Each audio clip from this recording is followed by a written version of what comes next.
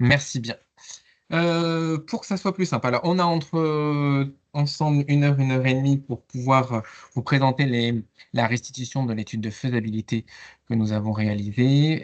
Juste des petites règles de bonne pratique pour que la restitution puisse bien se passer. Ce que je vous propose, c'est de bien penser à couper votre micro et votre caméra lors de la présentation. Donc c'est moi qui vais faire cette présentation-là. Pensez bien à mettre votre nom et prénom sur votre justement sur votre participation pour que je puisse bien vous identifier quand on aura la partie questions. Je vous invite bien évidemment à utiliser la partie chat si vous le souhaitez pour poser des questions. Ce que je vous propose, comme je fais la restitution seule, c'est de dérouler cette restitution et je prendrai les questions à la fin de la présentation et on pourra revenir sur ce que j'ai pu vous présenter, si ça vous convient comme ça. Donc, vous avez accès à la présentation. À titre d'information, la diapositive la présentation, pardon, sera disponible si vous le souhaitez et je me suis permis d'enregistrer aussi la présentation si ça vous semble pertinent. Alors, commençons. Pour faire simple, voici comment on va organiser un petit peu la partie restitution à ce jour. Ce que je vais faire, c'est décomposer en plusieurs phases ma présentation. Je vais juste rappeler un petit peu le contexte de l'étude de faisabilité sur laquelle nous sommes aujourd'hui. Je vais un petit peu réexpliquer la partie méthodologie aussi de l'étude, comment on s'est organisé, sur quel axe on a travaillé. Donc à la fois, c'est ce que je vous ai mis, le volet technique, économique, financier et territorial. Je vous présenterai les résultats et une projection derrière. Donc la remise en contexte de l'étude de faisabilité. Juste un petit retour dans le temps pour que vous ayez un petit peu le contexte global. On a travaillé sur cette étude de faisabilité suite à un échange que nous avons eu avec le lycée Nanterre-Atlantique, qui est présent ce jour avec Stéphane Levédé. Un échange avec l'Institut Agro et Filleul des Fées, ça date déjà de 2022, où l'objectif c'était de se poser la question de cette filière qui était naissante sur notre territoire, essayer de comprendre comment elle pouvait fonctionner, et une question qui est peut-être toute simple, mais de se demander si elle est viable sur ce territoire-là. Plusieurs échanges ont pu se faire. L'échange on a eu surtout avec le lycée Nanterre Atlantique, c'est qu'ils nous ont sollicité, nous, VG Police Valley, pour pouvoir avancer sur cette étude de faisabilité, parce qu'on avait la possibilité de mettre en relation à la fois des acteurs de l'amont et des acteurs de l'aval pour l'étude de faisabilité. Alors, je vais rentrer les derniers qui sont... Voilà. Donc ça, c'était en 2022. À titre d'information, c'est qu'on se rend compte que déjà depuis quelques années, il y a une multitude d'acteurs qui sont en train de se positionner pour faire du thé. Alors je pense qu'il y en a pas mal qui se sont inscrits là et qui sont peut-être producteurs aussi. Donc c'est un petit peu pour ça qu'on s'est un peu posé cette question-là, d'autant plus que différentes régions sont aussi sur cette thématique. Les régions qui sont citées en amont lors de la première page de présentation, qui ont pu financer en partie cette étude de faisabilité, c'est la région Bretagne, Pays de la Loire et Normandie. Alors je vais juste demander pour ceux qui ont leur micro activé de le désactiver si c'est possible. Juste à avoir en tête aussi, c'est que il y a une personne au lycée Nanterre Atlantique qui travaille sur l'huile de camélia. Il y avait une personne aussi qui était en tiers-temps au lycée Nanterre Atlantique pour travailler sur la partie T avec l'Institut Agro. Juste pour rappeler aussi que l'étude de faisabilité s'inscrit dans quelque chose qui est aussi global, c'est-à-dire qu'à ce jour, il y a un CASDAR qui est sur le T avec le KT. Si je ne me trompe pas, Laurent Marie est présent. Il y a des formations qui sont en place aussi avec le lycée Hennebon sur la partie T. Et comme je vous le disais, sur l'ensemble du territoire français, alors là je dis bien français, on a des initiatives qui sont en train de se positionner sur du thé, mais aussi sur de l'huile de camélia. Mais je reviendrai un petit peu dessus par la suite. On va vite se rendre compte que la partie huile de camélia, on est un petit peu moins avancé. Malgré tout, il y a quelques petites réponses qu'on va pouvoir vous apporter. Alors, juste pour reprendre un petit peu la chaîne de valeur autour du camélia, je pense que c'est bien de replacer un petit peu cette frise-là. C'est essayer de comprendre à ce jour quels sont les acteurs qu'on a pu mettre autour de table pour pouvoir échanger sur cette thématique-là. Donc, Les termes que je vais utiliser là, c'est les termes que je vais utiliser pendant la présentation. Je vais appeler agriculteurs-éleveurs. Ce sont des producteurs qui élèvent leurs pieds de camélia pour en faire du thé. En amont de ces acteurs-là, vous allez avoir les horticulteurs et les multiplicateurs qui ont la compétence de la multiplication des pieds de camélia qui serviront pour le thé ou pour l'huile de camélia. En aval, on va pouvoir retrouver, en fonction de ce qu'on veut faire, la manufacture de thé, potentiellement des distributeurs et après les consommateurs et ou la partie extraction d'huile pour le marché alimentaire, le marché cosmétique. Et après, il y aura des distributeurs et des consommateurs. L'objectif de cette étude de faisabilité, comme je vous l'ai dit, c'est de pouvoir mettre tout le monde autour de table et de pouvoir échanger pour se rendre compte si le marché était pertinent. Donc, petit rappel, à l'initiative en 2022, les entreprises qui ont échangé ensemble sur cette thématique-là, je les ai juste placées sur le territoire Grand Ouest. Je vais parler Grand Ouest de la France, donc Normandie, Pays de la Loire-Bretagne. Voici les quelques entreprises qui avaient montré un intérêt, en tout cas en 2023, sur cette thématique-là, donc amont comme aval. Un manifeste a été signé sur cette thématique-là pour montrer qu'il y avait un travail qui était fait sur différentes thématiques. C'est juste pour vous rappeler le contexte en tout cas. Une première ébauche avait été faite. En fait, quand on parle de... Alors, le graphique est assez petit. Le but, c'est pas que vous puissiez lire l'ensemble des des petits, on va dire, des petites boîtes en l'occurrence. Mais pour travailler sur la structuration d'une filière comme celle-ci, il a fallu se poser des questions sur la partie production, donc sur la partie multiplication, sur la partie élevage, sur la partie transfert de connaissances, sur la partie transformation, mais aussi demain, potentiellement, sur la mise en place d'un outil collaboratif. Donc ça, c'était juste les premières trames de ce plan de travail qu'on s'était donné pour pouvoir avancer sur l'étude de faisabilité. Les objectifs de l'étude. Juste pour vous rappeler, c'est la façon qu'on a présenté ça auprès des financeurs publics comme privés. Donc, pour rappel, les financeurs publics, Pays de la Loire, Normandie, Bretagne, et les financeurs privés, l'objectif, c'était d'aller chercher des acteurs qui étaient en aval, mais des acteurs privés qui ont souhaité financer cette étude de faisabilité, qui sont l'entreprise adaptatrice qui fait des PAM, le laboratoire Elven qui est plutôt sur la partie cosmétique, la coopérative Agrial qui se pose la question d'une diversification, et Palais d'été en tant que distributeur. L'objectif concret qu'on s'était donné, alors qui permet d'amener quelques réponses, hein, je remets un petit peu ça par rapport à ce que je vous ai dit tout à l'heure. L'objectif, c'est d'amener quelques réponses supplémentaires et complémentaires des études qui ont été faites ou des études actuelles comme le CASDAR. L'objectif, c'était de cartographier les acteurs de la chaîne de valeur, de l'amont jusqu'à l'aval sur l'ensemble du territoire Grand Ouest. Alors, je sais qu'il y a des acteurs qui sont autres que le territoire Grand Ouest qui se lancent aussi sur le thé, mais on s'est un petit peu concentré sur les territoires sur lesquels on était. Estimer un potentiel marché, répondre à des attentes des acteurs du consortium sur des axes techniques, des choses peut-être concrètes, on va dire très techniques. Quel itinéraire technique on met en place, quelles sont les variétés les plus pertinentes. La partie commerciale, il faut aller travailler auprès du consommateur, de se dire, bon, est-ce que le consommateur est prêt à boire du thé français, à consommer en tout cas du thé français. Et une partie financière et territoriale. Alors la financière, c'est une ébauche d'un outil qui permet de fournir un business plan, un business model aux producteurs pour estimer la trésorerie nécessaire, quels sont les différents achats qu'ils vont avoir besoin et à quel prix ils pourraient vendre leur thé. Initier des réponses complémentaires au CASDAR, c'est ce que je vous ai dit, qui sont des démarches qui sont actuellement en cours. Et aussi, à la fin, et ça on reviendra un petit peu peut-être dessus ensemble, c'est proposer des pistes de réflexion pour rendre la filière française plus compétitive. Donc la méthodologie de l'étude, concrètement, comment on s'y est pris?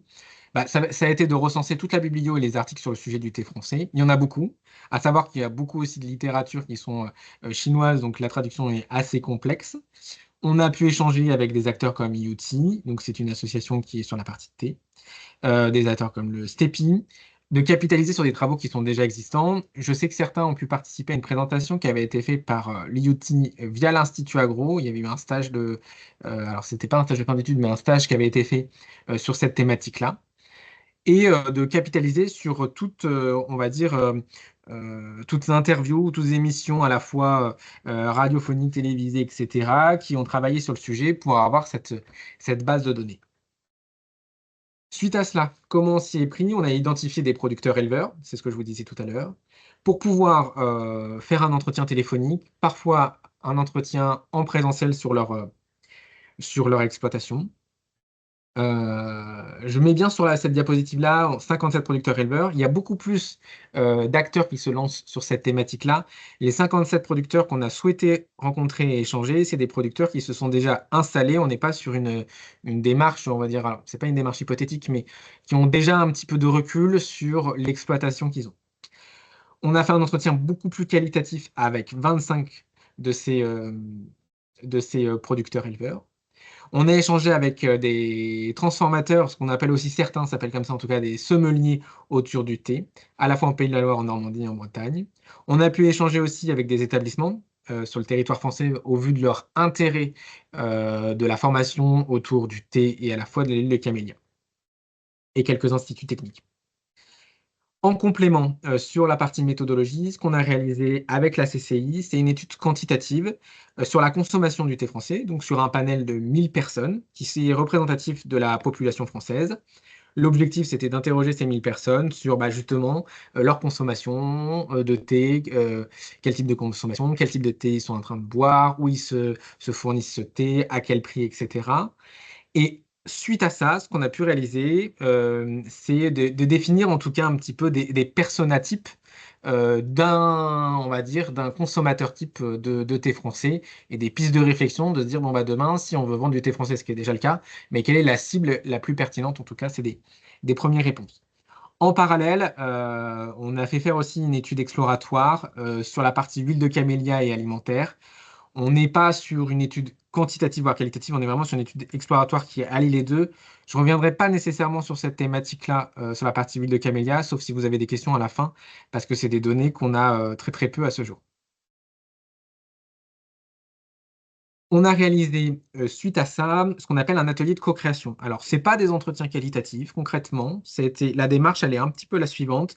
C'est de se dire, sur les consommateurs que j'ai pu identifier, sur les 1000 personnes interrogées, je vois ces consommateurs-là, j'identifie des personas, et sur ces personas, je prends une dizaine de personas. Alors, attendez, je vois qu'il y a une petite problématique sur là. Donc, il y a des personnes qui s'inscrivent encore, excusez-moi. Je vais essayer de remettre la présentation qui est en train de bugger si je ne me trompe pas. Pardon pour ce contretemps.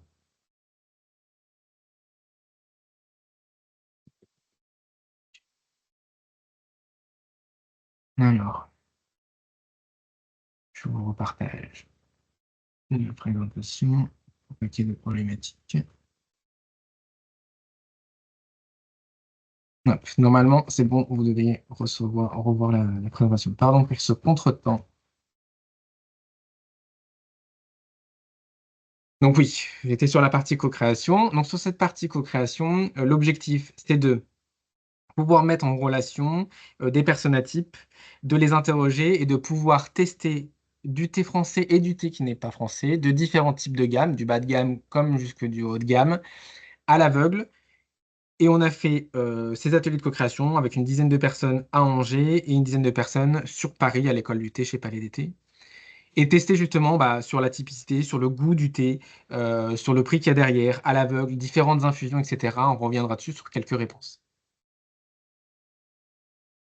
Alors, je vais revenir sur la partie résultat analyse qui me semble être quelque chose qui peut vous intéresser en l'occurrence. Sur la partie volet technique, et ça va être complémentaire avec des choses que pourra faire le CASDAR ou qui a déjà fait le CASDAR, euh, cette diapositive, en fait, l'objectif, ça a été de se poser la question sur les territoires sur lesquels on s'intéresse, donc c'est-à-dire Pays de la Loire, Bretagne, Normandie. Concrètement, est-ce que ce territoire, d'un point de vue pédoclimatique, le thé est propice à une production, à un élevage? Vous devez déjà l'avoir en tête, mais sur ce territoire-là, le camellia horticole ornemental est déjà bien présent et on se rend compte que c'est déjà un petit peu le cas. L'objectif, c'était de se poser la question, alors à la fois avec pas mal de bio, c'est concrètement avec la température qu'on peut retrouver en Bretagne ou en Pays de la Loire ou en Normandie. Donc là, c'est focus Bretagne, je reviendrai un petit peu sur les autres après. Sur les précipitations qu'on pourrait retrouver sur ces territoires-là et sur la nature du sol, est-ce que le camellia pour le thé est approprié? La réponse est oui, en tout cas sur la partie Bretagne. Vous devez bien le savoir, surtout qu'il y a une majorité d'initiatives, en tout cas de production de thé en Bretagne. On a fait cet même exercice avec les Pays de la Loire. Donc, c'est très intéressant de voir que on a pris donc les températures, on a dit la précipitation, la texture du sol. On s'est un petit peu aussi projeté avec bah, les dérèglements climatiques et les changements climatiques, de se poser la question si ces territoires étaient toujours appropriés et pertinents pour se lancer justement dans de la production de thé. Et c'est en effet le cas. Donc pour les pays de la Loire, pour la Bretagne et pour la Normandie, on se rend bien compte que sur la nature pédoclimatique, il y a un intérêt certain et que j'ai envie de dire, le thé pourrait bien se plaire, le camélia pourrait bien se plaire. Ça, c'est un petit tableau récapitulatif des conditions pédoclimatiques. Donc, sur votre droite, vous allez retrouver bah, le thé comme on le connaît, avec ce qu'il préfère, en tout cas le, le type de sol qu'il va pouvoir préférer, la profondeur de sol, le pH qu'on va pouvoir retrouver dans le sol, la pluviométrie qu'il souhaite avoir, la température moyenne, l'humidité, le nombre moyen de jours de gel, le nombre moyen de jours chauds, la direction du vent, etc. et le climat. Et en fait, on se rend compte que sur ces trois territoires, on se rend bien compte qu'il y a une vraie pertinence de se positionner pour du thé, de la production de thé. Je pourrais extrapoler, alors on n'a pas fait le focus avec des territoires comme au Pays Basque ou dans le sud-ouest de la France, où il y a aussi des initiatives, et là où on a aussi une pertinence au vu de la nature du sol, en tout cas au vu de la nature pédoclimatique. Je fais un petit focus sur la partie camélia. Alors, je parle souvent, on a parlé là, je vous dis souvent le discours, bah voilà, le camélia, le théier, etc. De quelle variété on parle? Pour le thé, on parle majoritairement du Camellia sinensis varsinensis. Pour l'huile de camélia, on parle du Camellia oleifera, tout en sachant que le Camellia sinensis a la possibilité aussi de faire de l'huile, mais on ne va pas s'intéresser sur cette partie-là, en tout cas pour le moment. On a des variétés, en tout cas des cultivars qui sont intéressants. On parle du Trévarez, en tout cas sur la partie Bretagne. Il y a d'autres variétés qui sont intéressantes aussi à prendre en compte. Juste pour ce petit rappel, la photo que vous avez sur votre gauche, donc c'est une plante qui a à peu près 2 ans. On est sur une plante qui est pérenne, qui peut être cultivée jusqu'à 100 ans. Bon, au vu du retour qu'on a pour le moment, on cible sur les 50-80 ans, mais on est vraiment sur des temps qui sont relativement longs. La taille maximale d'un camélia peut être très très grande, parce que tout dépend des variétés qu'on peut avoir, peut aller jusqu'à 15 mètres. Ce qui est intéressant de voir, c'est que là, on va tailler le camélia pour qu'il soit propice à la culture du thé. Je vous fais un petit focus. Alors, c'est peut-être des choses qui sont peut-être, j'ai envie de dire, évidentes pour vous. Pour autant, quand on a un petit peu regardé ce qu'il y avait dans la biblio, l'itinéraire technique autour du camélia n'était pas toujours fait, en tout cas le cycle de culture. Donc, on a refait un petit focus. On est sur des temps relativement longs à avoir en tête entre la multiplication, en tout cas la germination ou le bouturage, on y reviendra dessus. Et le moment où je vais pouvoir récupérer des feuilles de thé pour en faire du thé, on est sur des thés, on va dire des théiers qui ont déjà quelques années. En pleine maturité, on parle de 8 ans. Certains font déjà des récoltes à partir de 6. On peut même être un petit peu en amont, mais on va pas être en sa pleine rentabilité, en tout cas sa pleine capacité. Les quelques chiffres que je vous mets sur votre droite, sur les échanges qu'on a pu avoir avec les producteurs de thé, la question qu'on s'est posée, c'était de savoir quand vous vous installez dans une production de thé, quand vous fournissez des pieds, ou en tout cas du camélia pour faire du thé, concrètement, vous vous fournissez où et avec quel matériel? Aujourd'hui, la majorité, sur les territoires, en tout cas sur les producteurs qu'on a pu interroger, la majorité utilise des boutures de thé. 26% utilisent du semis, avec les avantages et les désavantages des deux côtés, hein. Donc, pour rappel, pour la partie bouturage, on a une certaine homogénéité, ça peut être très intéressant. La partie semi, certains vont avoir vont amener l'information, et c'est le cas, d'amener un peu du brassage génétique, ce qui peut être à la fois un avantage et un désavantage.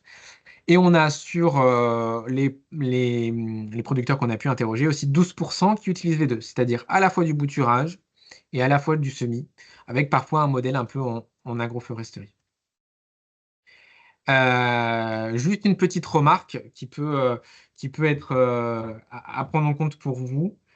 Ce qu'on a pu se rendre compte quand on a échangé avec les producteurs aujourd'hui, en tout cas sur les initiatives qu'on a en cours, c'est qu'aujourd'hui, il y a une grosse difficulté de s'approvisionner en pieds de camélia et même en graines de camélia, on ne sait pas toujours la provenance. Mais en tout cas, pour les pieds de camélia, il est difficile de pouvoir s'approvisionner localement, d'autant plus qu'il pourrait être intéressant de se fournir avec des variétés et des pieds qui sont multipliés localement pour avoir justement une acclimatation de ces variétés-là. Et c'est une vraie remarque qui a été faite par les producteurs. Et ça, je pense que c'est un marché potentiel derrière pour des acteurs potentiellement horticulteurs multiplicateurs. Sur cette diapositive, on a essayé de mettre en avant les itinéraires techniques. Donc, sur la partie A, on va dire le graphique de haut, c'est quand le théier n'est pas encore mature. Donc, quand il est immature, on va dire au moins jusqu'à ses 6 ans. Euh, En termes d'action à faire, on est sur une plante qui n'a pas beaucoup de ravageurs, en l'occurrence, et qui est très intéressante. Pour autant, on va dire le plus gros ravageur qu'on va pouvoir retrouver, si je peux appeler ça un ravageur, c'est plutôt des chevreuils qui vont venir s'attaquer un petit peu aux jeunes pousses. Et les actions qu'on va devoir faire sur cette production de thé, ça va être majoritairement de la taille, surtout au début pour bien ramifier votre pied de camélia et d'en faire un plateau en l'occurrence pour pouvoir bien gérer la récolte par la suite. On va dire beaucoup, en tout cas une bonne action de débroussaillage dans un premier temps, surtout quand les pieds sont assez petits, avec un petit peu de paillage, en tout cas les premières années, et potentiellement un apport en engrais si nécessaire. Tous les producteurs aujourd'hui ne le font pas, mais à l'avoir un petit peu en tête. Une irrigation dans les moments de sécheresse. J'aime bien le rappeler, le camélia, en tout cas pour le thé. C'est peut-être un petit peu caricatural, mais ce que je peux dire, c'est que c'est presque une plante zombie à certains moments. C'est-à-dire que vous pouvez le planter. L'année d'après, bah, au vu du climat que vous allez pouvoir avoir, et bah, va pouvoir pas trop croître. Il va presque paraître un petit peu morte. Et pour autant, bah, en fait, le camélia est toujours en vie, mais ça prend un petit peu de temps au moment de la reprise. Sur le graphique que vous avez en bas, ça va être quand votre théier est mature à cette fois-ci. Donc, on va avoir un petit peu de débroussaillage à faire, mais un petit peu moins. Le paillage, on n'en a plus. La plupart des producteurs ne mettent plus en place de paillage après, au moment quand votre pied est mature, laisse vraiment enherber les interrants. Quelques apports d'engrais chez certains, mais ce n'est pas toujours le cas. Et après, on va être sur de la récolte et c'est vraiment ça qui va prendre beaucoup de temps. Parce que aujourd'hui, la majorité, quand je dis la majorité, je dirais bien 90 à 99% des producteurs qui se sont lancés dans le thé, vous devez le savoir, font leur récolte à la main. C'est ça ce qui prend du temps derrière. Là, je vous ai remis les variétés qui sont les plus utilisées par par les producteurs qu'on a pu interroger à la fois en Bretagne, Pays de la Loire et Normandie. Ce sont des variétés qui sont alors, pas toujours originaires, en tout cas de notre territoire, mais qui ont su s'acclimater et qui montrent un intérêt pour pouvoir faire du thé. Sur votre droite, je trouvais ça intéressant de vous mettre en lien, donc comme je vous le disais, quand vous vous installez, de faire soit du bouture, soit du semis, soit les deux, mais de parler d'itinéraire technique dans le sens où aujourd'hui, on est majoritairement sur des productions qui sont en basse densité, entre guillemets, je mets bien entre guillemets parce que par rapport à des productions qui sont plutôt en Asie, on va être sur des pieds à l'hectare. Donc là, c'est les chiffres que vous avez sur votre gauche, c'est le nombre de pieds par hectare. On est majoritairement sur des choses hyper extensives, euh, pas du tout sur de l'intensif. Alors, pour plusieurs raisons, à la fois pour la difficulté, comme je vous l'ai dit, de se sourcer au niveau de la matière première, donc des boutures ou du SMI, parce qu'on est sur des modèles d'itinéraires techniques qui sont un petit peu différents, c'est-à-dire de potentiellement travailler un petit peu en agroécologie, je reviendrai un petit peu dessus. Et c'est des modèles qui peuvent être un peu différents. La grosse plus-value que je trouve par rapport à ce qu'on peut retrouver à des productions qui ne sont pas, qui sont sur du thé, mais en tout cas en France, c'est toute la partie agroécologique. On est sur une plante, et ça, je pense que certains producteurs qui sont présents vont peut-être pouvoir affirmer ça. On est sur une plante qui est grégaire, dans le sens où cette plante-là, elle a besoin de monde, elle a besoin de vivre en colonie, elle a besoin d'être avec presque un parc arboré à proximité et de pouvoir vivre voilà, tout ça avec ce mode, cette diversité végétale qui va lui apporter un réel plus pour pour justement la production.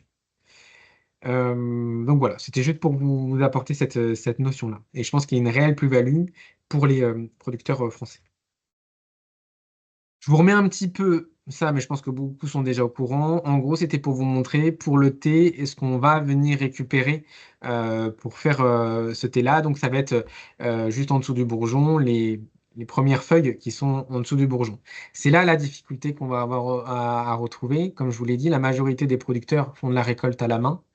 Euh, Concrètement, si je caricature ou je stéréotype un petit peu les choses, demain, de faire un thé français à la main qui a le même goût qu'un thé, j'ai envie de dire, asiatique, où la main-d'œuvre est beaucoup moins chère, mais que le thé français est 10 à 100 fois plus cher, bah, ça va être un petit peu compliqué de se positionner sur un marché.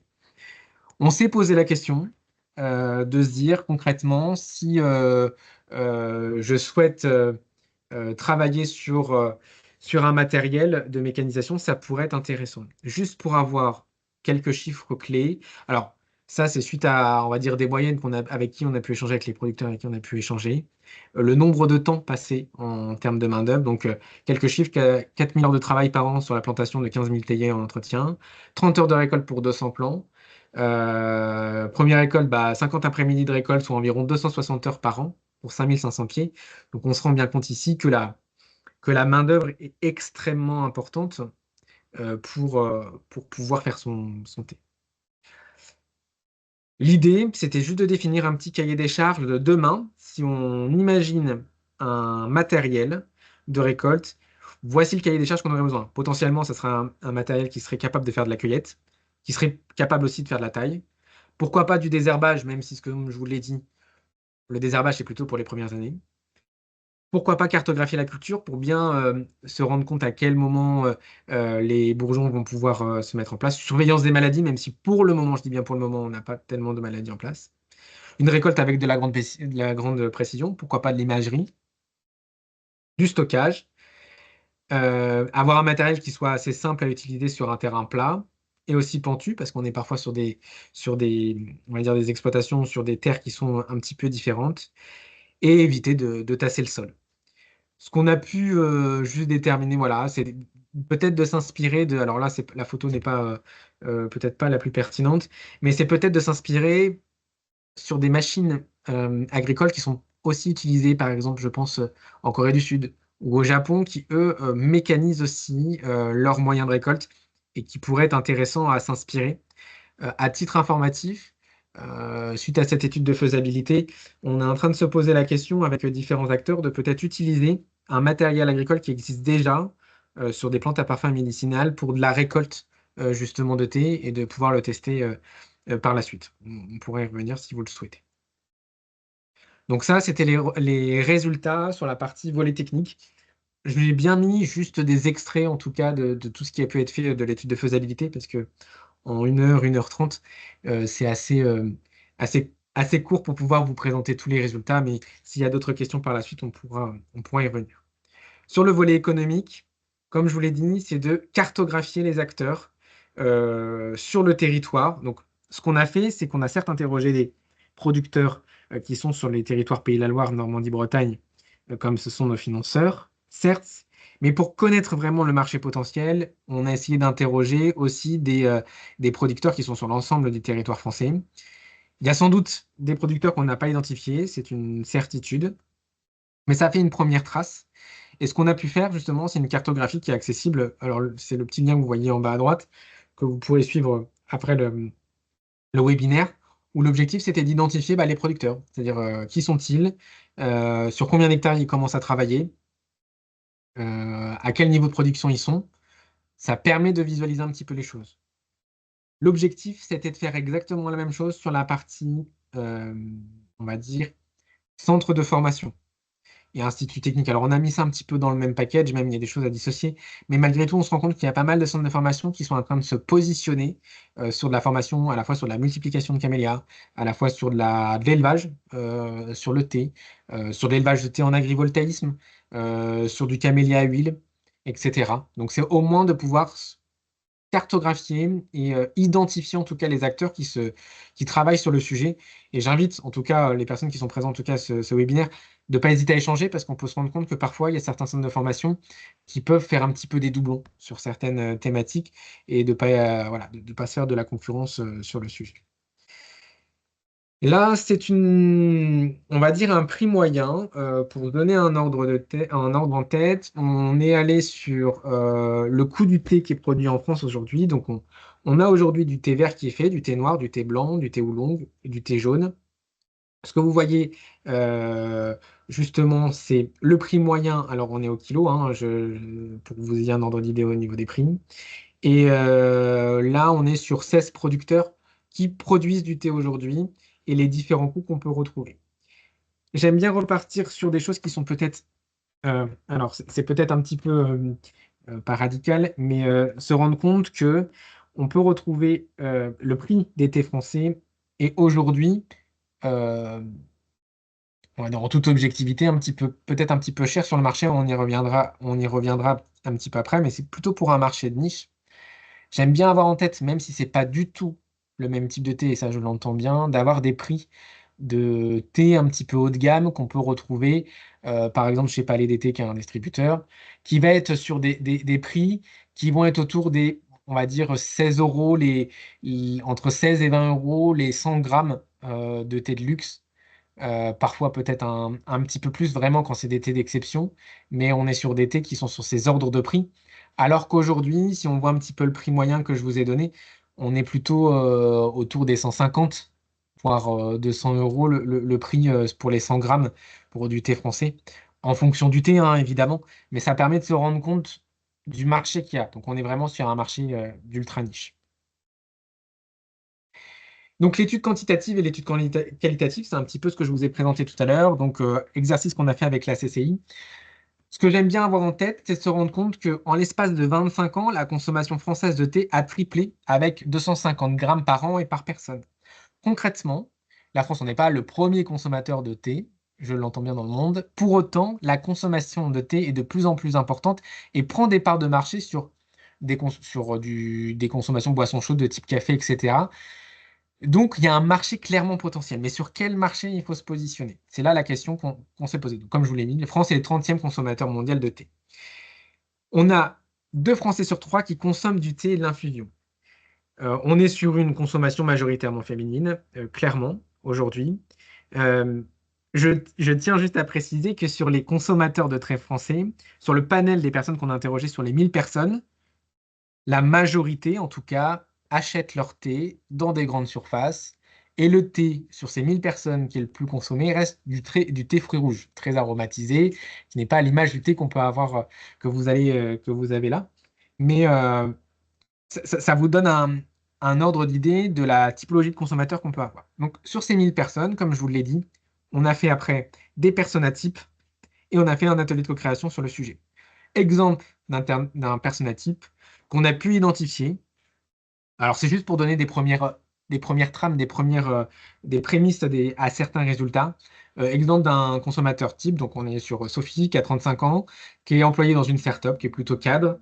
Ce qu'on s'est dit, c'est que le thé qu'elle préfère, c'est plutôt du thé vert.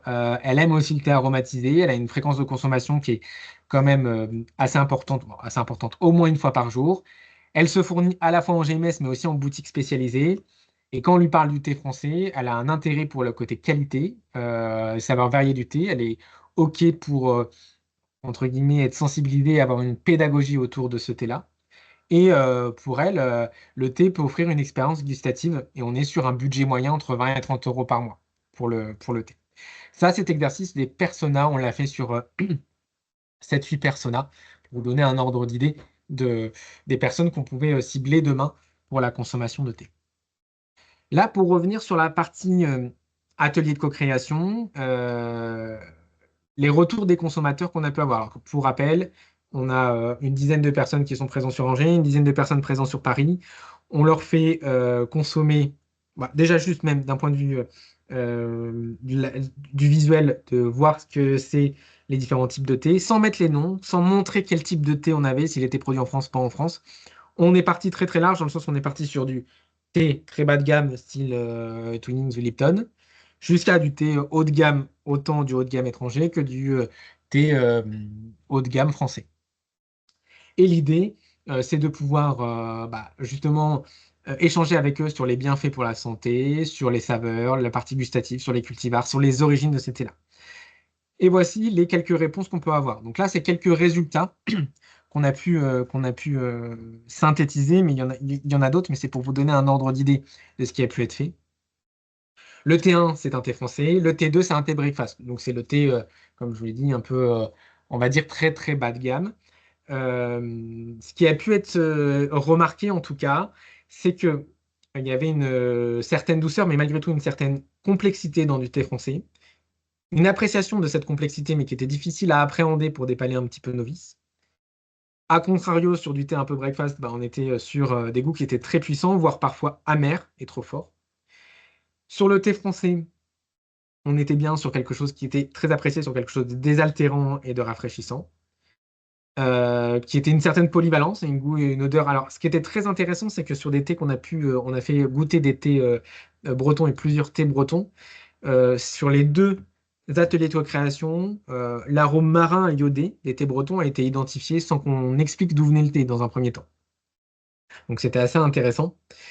Et la majorité des gens qui ont pu goûter à cet thé-là, en tout cas, pensent aussi que c'était des thés un petit peu de grandes occasions, parce que une grosse partie n'avait pas, j'ai envie de dire, le palais encore subtil, en tout cas sensible, pour pouvoir apprécier correctement ces thés.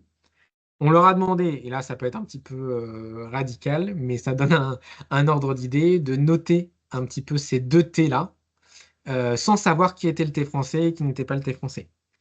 Les notes qu'on a pu avoir, on était sur 6,2 sur 10 pour le thé français et 5,75 sur 10 pour du thé un petit peu bas de gamme. Je sais que ça peut être euh, un petit peu brutal comme résultat, mais on était vraiment sur ces panels-là d'une dizaine de personnes qui consomment du thé tous les jours, mais à la fois du thé acheté en GMS comme du thé acheté dans des boutiques spécialisées. Mais ça donne un ordre d'idée. Il y a différentes thématiques qui ont été abordées, donc l'odeur, la couleur, la texture, etc. On est revenu aussi sur des notions de réinfusion, ce qui était pas toujours le cas, en tout cas que les consommateurs ne connaissaient pas. On a pu faire tester des thés qui ont été réinfusés plusieurs fois et certains n'ont pas reconnu que c'était le même type de thé. Donc c'est peut-être sur ces brides-là qui peut être un point à aborder. Juste un petit peu des retours aussi. Aujourd'hui, les consommateurs, en tout cas sur les deux ateliers de co-création qu'on a fait, ils étaient prêts à mettre un budget entre 30 à 50 euros pour un produit de haute qualité, surtout quand il est associé à une expérience premium. Pour eux, le prix est justifié pour la qualité et l'expérience de la dégustation. On reste, j'ai envie de dire, sur un produit d'exception et sur un produit de bah, j'offre ce thé-là pour une occasion particulière. La crainte qui avait été faite, alors par rapport au prix, certes, qui est plus cher par rapport à un thé qu'on peut acheter en GMS ou même dans certaines boutiques spécialisées, malgré tout, en fait, la crainte, c'était de dire j'ai peur de mettre, entre guillemets, je me mets entre guillemets, autant d'argent dans un thé français sans trop connaître le goût et je ne sais pas si ces goûts vont me plaire. Et ça a été ça la crainte qu'il y avait derrière. Les quelques pistes et les retours que les consommateurs aimeraient bien voir sur les packaging potentiels des thés français. Parce que quand on a présenté les thés, on n'a pas montré les packaging pour être complètement objectif et transparent. Et donc les retours qui avaient été faits, qui peuvent être intéressants, et ça j'invite potentiellement les producteurs de thé et potentiellement ceux qui les transforment, c'est peut-être des choses qui peuvent être intéressantes à mettre, bah, que parfois c'était rarement écrit la vertu du thé, qu'est-ce que ça pouvait apporter de consommer du thé, que ça pouvait être intéressant aussi de décrire le thé comme le vin, dans le sens bah, quel goût ça a, quel type de notes on pouvait retrouver, comme je vous le disais tout à l'heure, le côté un petit peu salin ou un petit peu le côté iodé. Euh, sur les packaging, de voir les feuilles de thé, parce qu'on se rend bien compte que sur les thés français, il y a un gros travail qui est fait sur la transformation avec le roulage de feuilles, l'oxydation, la fermentation, etc. On est sur des grandes feuilles et le consommateur, en tout cas un petit peu novice, ne se rend pas compte de ça et ça peut être intéressant d'un peu plus cibler là-dessus. Potentiellement, pourquoi pas, des idées recettes aussi et de comment bien préparer son thé, ça peut être intéressant. L'information importante de la réinfusion, ça c'est vraiment quelque chose qui a été fortement apprécié et que les consommateurs souhaitent revoir derrière. Et pourquoi pas bah, avoir des noms qui parlent et qui sont évocateurs d'un thé français. On sait d'où ça vient, on sait que c'est fait à côté, etc. Pour compléter, pardon, bah, il faut que ce thé-là se différencie, comme je vous l'ai dit tout à l'heure, il faut bien montrer qu'il y a une plus-value. Certains ont pu l'appréhender, mais il faut bien, voilà, bien montrer ça. Et en tout cas, une réponse qui est clairement claire pour les consommateurs qui étaient présents. Donc, comme je vous le rappelle, je le redis, alors je me répète peut-être, à la fois des consommateurs type GMS et aussi boutiques spécialisées, mais clairement, le thé français a sa place dans des boutiques spécialisées. Là, on reviendra un petit peu après dessus sur la partie prêt. Et après, bah, voilà, il y a eu quelques idées qui ont été faites sur la partie packaging qui pourraient être intéressantes et que je pourrais vous faire suivre pour ceux que ça intéresse. Donc ça, je me suis un petit peu redit. Là, j'aimerais qu'on revienne, que je vous présente les résultats sur la partie volet financier. Ce que je vais faire, c'est que j'ai fait des captures d'écran de l'outil Excel qu'on vous a, dont je vous ai parlé tout à l'heure. Ça vous permet de vous montrer comment on a pu faire. Alors cet outil, il est clairement améliorable. On est même ouvert à ça. C'est une base en tout cas, et cette base-là, nous, notre objectif, c'est pas de le garder pour nous parce qu'on va pas en faire grand-chose, mais c'est de vous le fournir à vous, producteurs ou acteurs qui peuvent conseiller les producteurs, donc champs d'agriculture, etc., pour pouvoir se faire un petit peu un business model autour du thé. Concrètement, comment on s'y est pris? On a essayé de recenser toutes les charges potentielles qu'il pouvait y avoir. Donc, bah, le matériel que je vais aller avoir besoin, le matériel de séchage, le matériel de taille, à qui je vais vendre, le côté assurance, le côté achat de terre, la location de terre, si je mets un salaire, à quel prix je le vends, est-ce que j'achète des boutures de thé, est-ce que j'achète des semis de thé, et on est même allé un peu plus loin, on a testé, est-ce que si j'achète des thés en culture in vitro, est-ce qu'il y a une pertinence, à quel prix je peux le vendre, etc. Donc on a essayé de, on va dire, de mettre un petit peu en exergue un peu toutes les charges qui pouvaient exister. Et concrètement, c'est un fichier Excel qui se présente. Alors c'est quelque chose de très simple et très brut. Mais en gros, vous complétez un petit peu les informations. Dans un premier temps, ce que je fais, eh ben, je complète la surface d'exploitation que je veux mettre. Est-ce que toute cette surface sera faite en T? Est-ce que je suis en extensif, en semi-intensif? Dans quel département je suis? Parce qu'on a pu mettre, bah, si on est sur la location, les différents coûts, le fermage, etc., on a mis tous ces budgets-là. Est-ce que j'ai besoin d'un emprunt? Quel est le taux d'intérêt? De ces choses-là. On a mis aussi un petit peu toute la partie clôture, hein, comme je vous l'ai mis, c'était vraiment le point qui revenait chez l'ensemble des producteurs.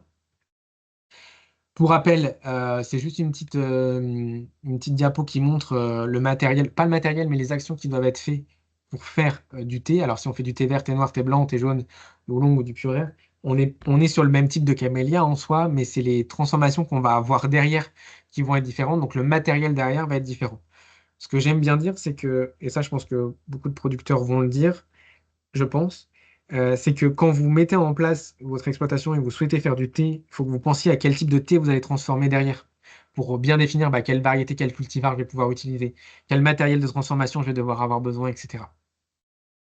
Donc la deuxième partie, c'est de remplir bah, quel matériel je vais avoir besoin pour chauffer, pour oxyder, pour tailler. On est parti sur des prix j'ai envie de dire, des devis qu'on a fait faire. Alors, c'est du matériel qui est plutôt asiatique, donc c'est des prix moyens concrètement. Je prendrais un petit peu des pincettes parce qu'il y a tout ce qui est taxes et douanes qui peuvent passer par là. Mais en tout cas, ça donne au moins en tout cas un ordre d'idée de prix. À quel moment vous allez acheter ce matériel, par exemple. En troisième point, c'est toute la partie effectif. Donc concrètement, bah, je suis tout seul peut-être sur l'exploitation ou je prends des salariés pour la récolte. À quel moment, combien de temps j'y consacre, quel salaire je vais y mettre derrière. Donc on a essayé de donner un petit peu des ordres d'idées, mais de mettre les charges patronales, tout ça, on les a mis pour que vous puissiez faire un petit peu un calcul rapidement. Donc vous remplissez euh, ce fichier Excel-là. Suite à la partie effectif, bah, la partie engrais, c'est ce que je vous ai dit tout à l'heure. Certains mettent de l'engrais. Quel type d'engrais? On est parti toujours sur des prix moyens, mais ça vous donne un ordre d'idée. Quand est-ce que vous mettez ces engrais-là? Le nombre d'applications que vous allez faire par an, sur combien d'hectares? Le paillage, majoritairement, la plupart des producteurs mettent un paillage les premières années, hein. Donc on a mis différents types de paillage, les prix de ces paillages-là, quel type de paillage est peut-être le plus intéressant, le budget que ça peut représenter, la méthode d'irrigation. Je l'ai mis quand même. Alors, on est rarement sur une irrigation type goutte à goutte euh, qui est, qui est mis en place sur les exploitations. Alors, l'irrigation est vraiment fait en appoint les premières années, mais on est quand même sur des plantes qui sont assez rustiques. Et je pense que je reprends un petit peu un discours qu'avait eu Stéphane de Nanterre Atlantique au Grand Blotreau quand il y a eu les grandes sécheresses en 2020-2023. Bah, les camélias ont plutôt bien résisté. C'est une plante qui est assez rustique, donc elle est capable de pouvoir de bien résister. Mais bon, les premières années pour l'enracinement et toutes ces choses-là, en tout cas la reprise, c'est sûr qu'il faut penser à une irrigation, plutôt une irrigation d'appoint. Vous allez pouvoir retrouver après quel type de thé. Alors, je m'approvisionne comment par le matériel que je vais avoir besoin. Est-ce que c'est de la bouture? Est-ce que c'est de la semis? Est-ce que c'est de la culture in vitro? Donc sur la culture in vitro, on s'est permis de faire des idées de budget, en tout cas en interrogeant des acteurs qui sont un peu spécialisés sur la culture in vitro. Et vous allez voir que c'est potentiellement une marche, je pense, une option de, de, de progression, de peut-être aller sur de la culture in vitro. Et après, comment je finance ces boutures-là? Parce que concrètement, les boutures ou semis ou culture in vitro, cet achat-là, c'est un achat qui est très très important et qui coûte assez cher. Donc là, à l'avoir en tête. Donc voilà, tout en sachant qu'en plus de ça, les plants, comme je vous l'ai dit, ne produisent pas tout de suite. Donc il faut avoir en tête qu'il faut une trésorerie quand même assez importante les premières années parce que vous n'allez pas avoir une récolte tout de suite. On a rajouté toute la partie assurance. Alors, c'est peut-être des choses qui sont très anecdotiques, mais ça permet de donner un ordre d'idée.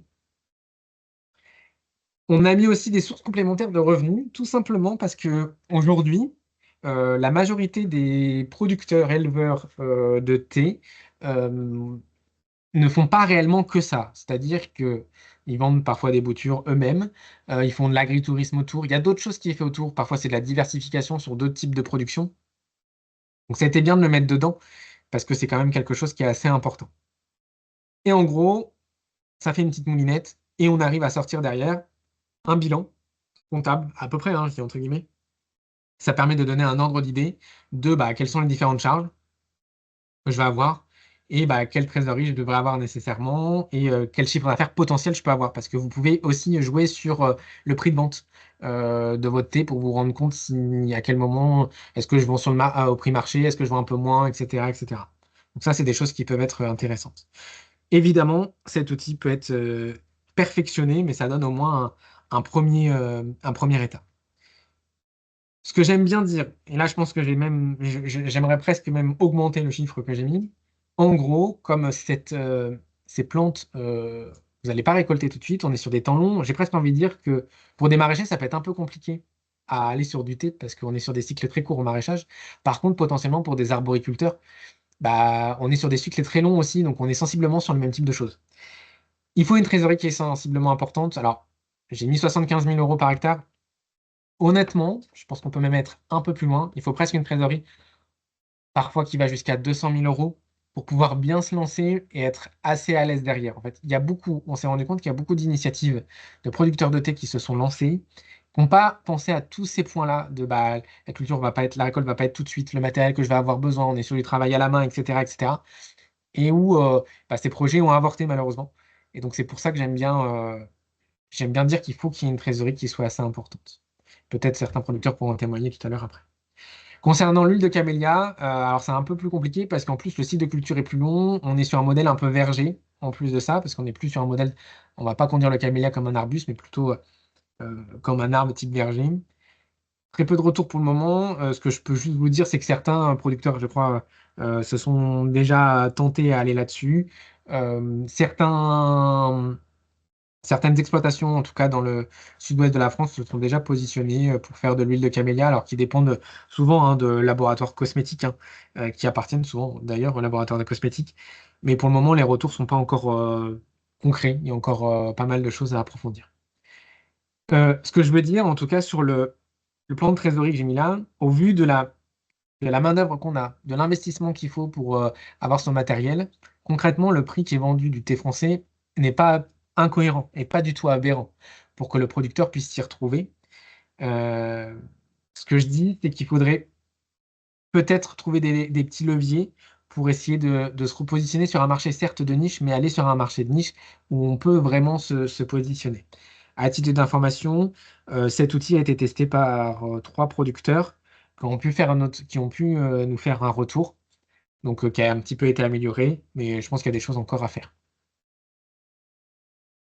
La manufacture de thé, ce que je voulais mettre, c'est que la majorité des producteurs que vous êtes euh, font leur transformation directement. On pourrait presque se dire, est-ce que demain, si la filière est assez bien structurée, est-ce qu'on ne se positionnerait pas un peu comme ce qui peut se faire en Viti ou ce qui peut se faire en PAM?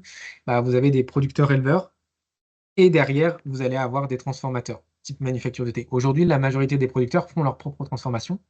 Encore pour certains de manière assez artisanale, pour d'autres déjà un peu plus, j'ai envie de dire, qualifiés. Ce que je veux dire, c'est que la manufacture de thé, tout le matériel nécessaire, alors tout dépend du thé que vous voulez faire, mais ça représente une certaine somme. Il faut qu'une fois que la récolte soit faite, c'est un peu comme les PAM, bah, il faut que ça soit fait assez rapidement parce que sinon on va perdre en qualité. Donc potentiellement derrière se dire, bah, est-ce qu'une manufacture de thé mutualisée, ça pourrait être intéressant. C'est un petit peu ce que je vous mets là. Je mets un petit peu aussi un bémol quand on a pu aussi un peu, j'ai envie de dire, regarder ce qui se faisait comme thé français qui était vendu. Je l'ai mis quand même là, même si je pense que vous êtes déjà beaucoup au courant, mais il y a certains thés qui sont vendus comme thé français. Et en fait, ce n'est pas du thé français, mais c'est du thé qui est assemblé en France, mais qui est mentionné comme thé français.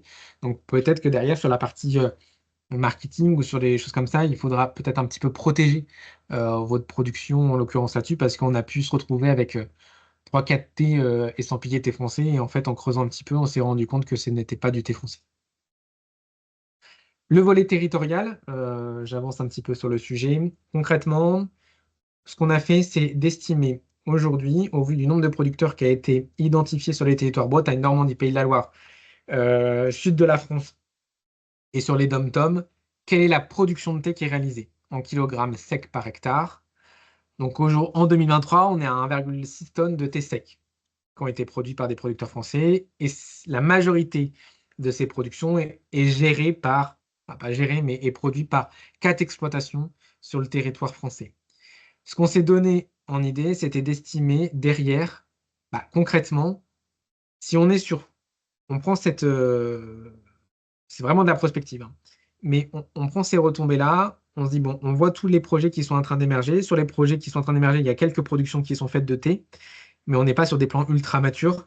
Bah, concrètement, en 2030, en 2050, on sera sur quel type de volume derrière sur le territoire français? C'est un petit peu l'exercice qu'on a essayé de se faire là. En 2034, sur en tout cas les producteurs qui sont déjà en place, on se rend bien compte que on va passer entre 1,6 tonnes à, à plutôt, on va bien augmenter le chiffre derrière. Donc c'est en kilos secs par hectare, en kilos secs, pardon, par hectare. Donc on sera sur les 22 tonnes derrière. On a fait un petit peu cet exercice. Alors là, c'est très prospectif. Ça amène quelques pistes, mais c'est pour vous donner un ordre d'idée. Sur les différents acteurs qu'on a pu identifier, qui se lancent sur du thé, concrètement, si on reste sur un coefficient d'acteurs qui se lance, qui est toujours croissant, c'est-à-dire que depuis quelques années, le nombre de producteurs qui s'installent pour faire du thé augmente et est croissant, et c'est quelque chose d'assez linéaire. On est parti sur ce même principe-là, donc il y a des limites, je l'entends bien, mais l'idée, c'est de se dire, si on part sur ça, eh ben, combien de pieds je vais avoir sur le territoire français en 2029, en 2034 et en 2040. Ça permet d'estimer les choses, le nombre de productions potentielles, donc ça reste avec des moyennes. Là, j'ai rajouté donc vous allez avoir la récolte en kilos frais par hectare, la récolte en kilos secs par hectare. Donc, vous récoltez en frais, après, quand vous séchez, vous transformez, vous avez votre kilo sec par hectare. On se rend compte que, en fait, on est encore loin des choses qu'on pourrait trouver. Donc, tonnes sec par hectare, on peut presque estimer, je dis bien presque estimer, si on reste sur ces mêmes producteurs-là, et le même nombre d'initiatives qui se mettent en place, potentiellement, demain, en 2040, bah, 47 tonnes de thé ne serait pas complètement déconnant, même si, au vu des prix qui sont annoncés, des thés français, je pense qu'il faut mettre un petit peu un principe de précaution. On a rajouté un petit onglet là qui est peut-être un petit peu anecdotique.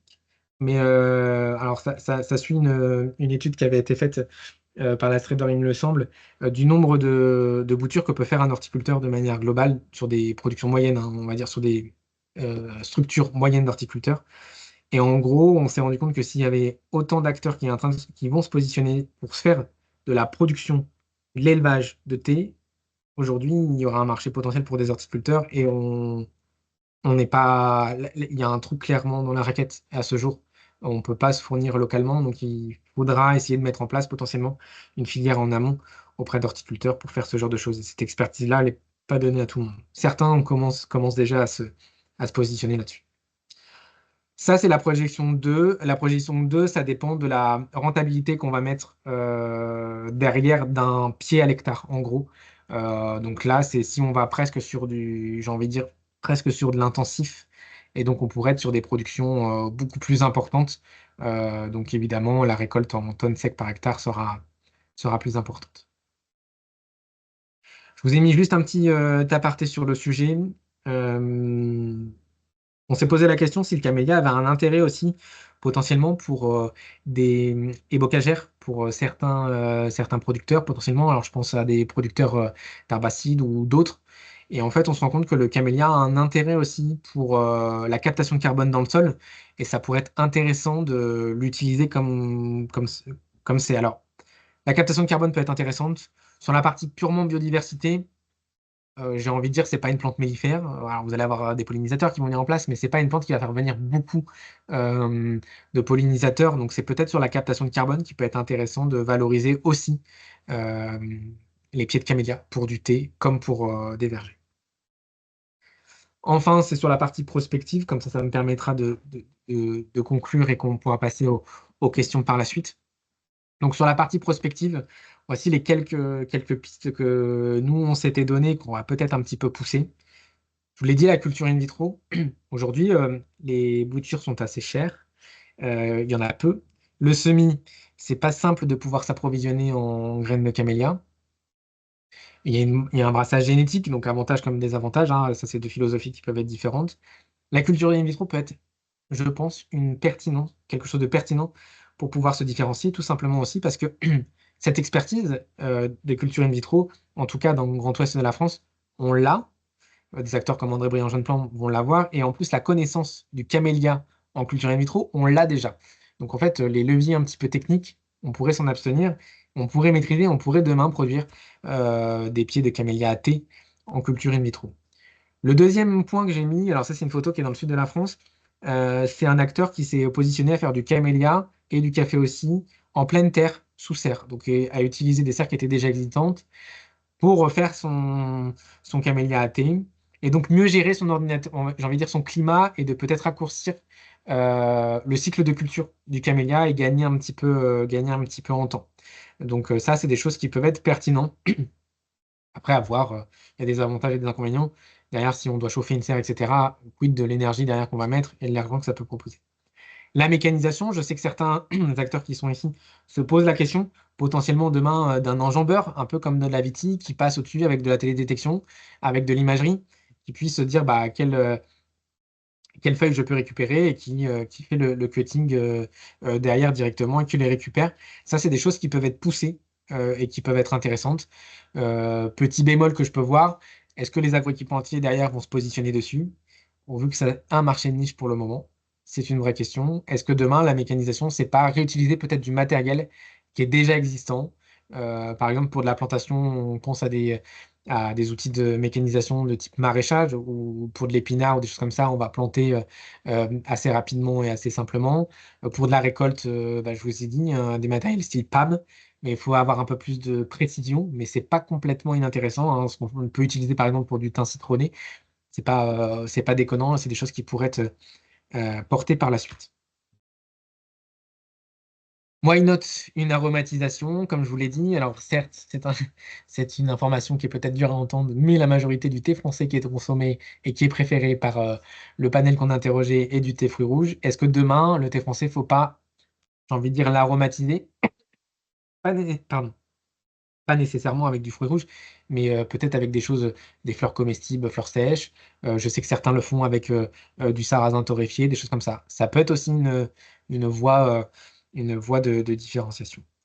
La partie packaging, c'est ce qu'on s'est dit tout à l'heure, de bien expliquer d'où vient ce thé, comment il est produit, de bien expliquer la partie agroécologique, l'aromatisation, l'infusion et toutes ces choses-là, de bien l'expliciter, parce que je pense qu'il y a un vrai travail à faire. Et ça vient aussi avec l'action de droite que je vous mets, la sensibilisation. Je pense qu'il va y avoir un gros travail à faire aussi sur la formation de nos palais concrètement, la sensibilisation de nos palais. Moi, à titre d'exemple, j'apprécie le thé qui est produit en France, mais au tout début, quand je l'ai bu, je pense que j'avais pas toutes les subtilités. Et je pense qu'en venant travailler sur un côté pédagogique, de sensibiliser avec une école du thé, hein, de bien faire goûter tous ces thés-là, bah, c'est comme ça qu'on apprend à les apprécier. Sur la volet financier, je pense à la mutualisation. Pourquoi pas un modèle un peu coopératif, hein, de producteurs qui vont investir sur un matériel agricole commun, sur des moyens de transformation. Je pense qu'il y a un vrai travail à faire en ce sens-là et potentiellement aussi sur de l'achat groupé, bah, de paillage, de bouture, de semis, etc., etc. J'ai rajouté aussi la partie diversification parce que aujourd'hui, beaucoup d'entre vous producteurs font à la fois du thé, mais d'autres types de choses. Et je pense que c'est intéressant, dans un premier temps en tout cas, de rester sur ce modèle de diversification et pourquoi pas l'agritourisme, etc. Parce qu'on est quand même sur une filière qui est naissante et il ne faudrait pas qu'on se retrouve avec trop de produits et pas un consommateur derrière qui est prêt à l'acheter. Donc la petite conclusion que je veux vous faire, c'est de vous dire bah, que le thé français a toute sa place et il est viable sur le territoire français sous, j'ai envie de dire, sous quelques modifications, hein, de se dire, bon, bah, demain, il faut qu'on travaille sur certains points, il faut qu'on structure cette filière pour qu'elle soit compétitive et elle est encourageante. Je vous ai juste remis en quelques chiffres bah, la consommation de thé en France. C'est 16 750 tonnes. Et juste si on se dit qu'on prend, bah, je sais pas, moi, 1% de 1% de ça sur un marché de niche, même 10%, allez, on va sur du haut de gamme, 10%, bah, en fait, on se rend compte qu'on peut aller le chercher, qu'il y a un marché qui est clairement potentiel. Je vous ai mis bah, le nombre de pieds par hectare, hein, les 5 000 pieds par hectare en hyper extensif, 7 000 pieds par hectare en extensif. Il y a certains projets qui sont en train de se poser la question d'aller sur au lieu du 7 000, mais plutôt du 10 000, voire du 20 000 pieds par hectare pour aller sur des choses très, très intensives. Il y a des choses à voir. Et de ce que peut produire 1 kilo de feuilles fraîches récoltées quand ça passe en sec, on est à 200-300 grammes de TCI. Donc voilà, c'était juste pour vous dire que cette filière, elle est pour nous, semble être très encourageante. Comme je vous l'ai dit, il y a d'autres projets qui sont en cours sur ça. Nous, on est prêts à diffuser l'ensemble des informations que j'ai pu vous présenter. C'est juste très exhaustif ce que je vous ai pris parce que c'est très, très large. Il y a toute une partie bibliographie, l'outil en question qui peut être testé avec comment le modifier, etc. On a fait des vidéos de présentation pour pouvoir ajuster si ça vous semble pertinent. Et, euh, et voilà. Donc, je passe. J'arrête le partage. On est beau au niveau timing. Il est midi 07. Si vous le souhaitez, on peut prendre des questions si ça vous semble intéressant. Ce que je vous propose, c'est de lever la main si vous avez des questions suite à la présentation que je vous ai fait.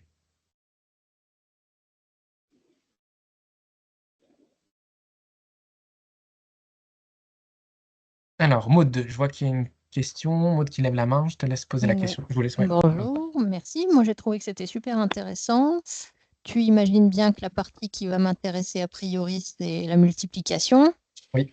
Est-ce qu'il y a déjà des entreprises qui sont identifiées, qui se sont manifestées, ou est-ce qu'il y a encore de la place pour, est-ce qu'il y a encore de la place pour des intervenants à identifier Tout à fait. pour Alors, la en partie fait, multi? c'est une vraie question. Aujourd'hui, on a, et là, je pense que certains ont pu le mettre, je crois, dans le chat, mais il y a une vraie initiative qui a été faite par la région Bretagne. Donc, il y a déjà des acteurs horticoles qui se sont positionnés là-dessus.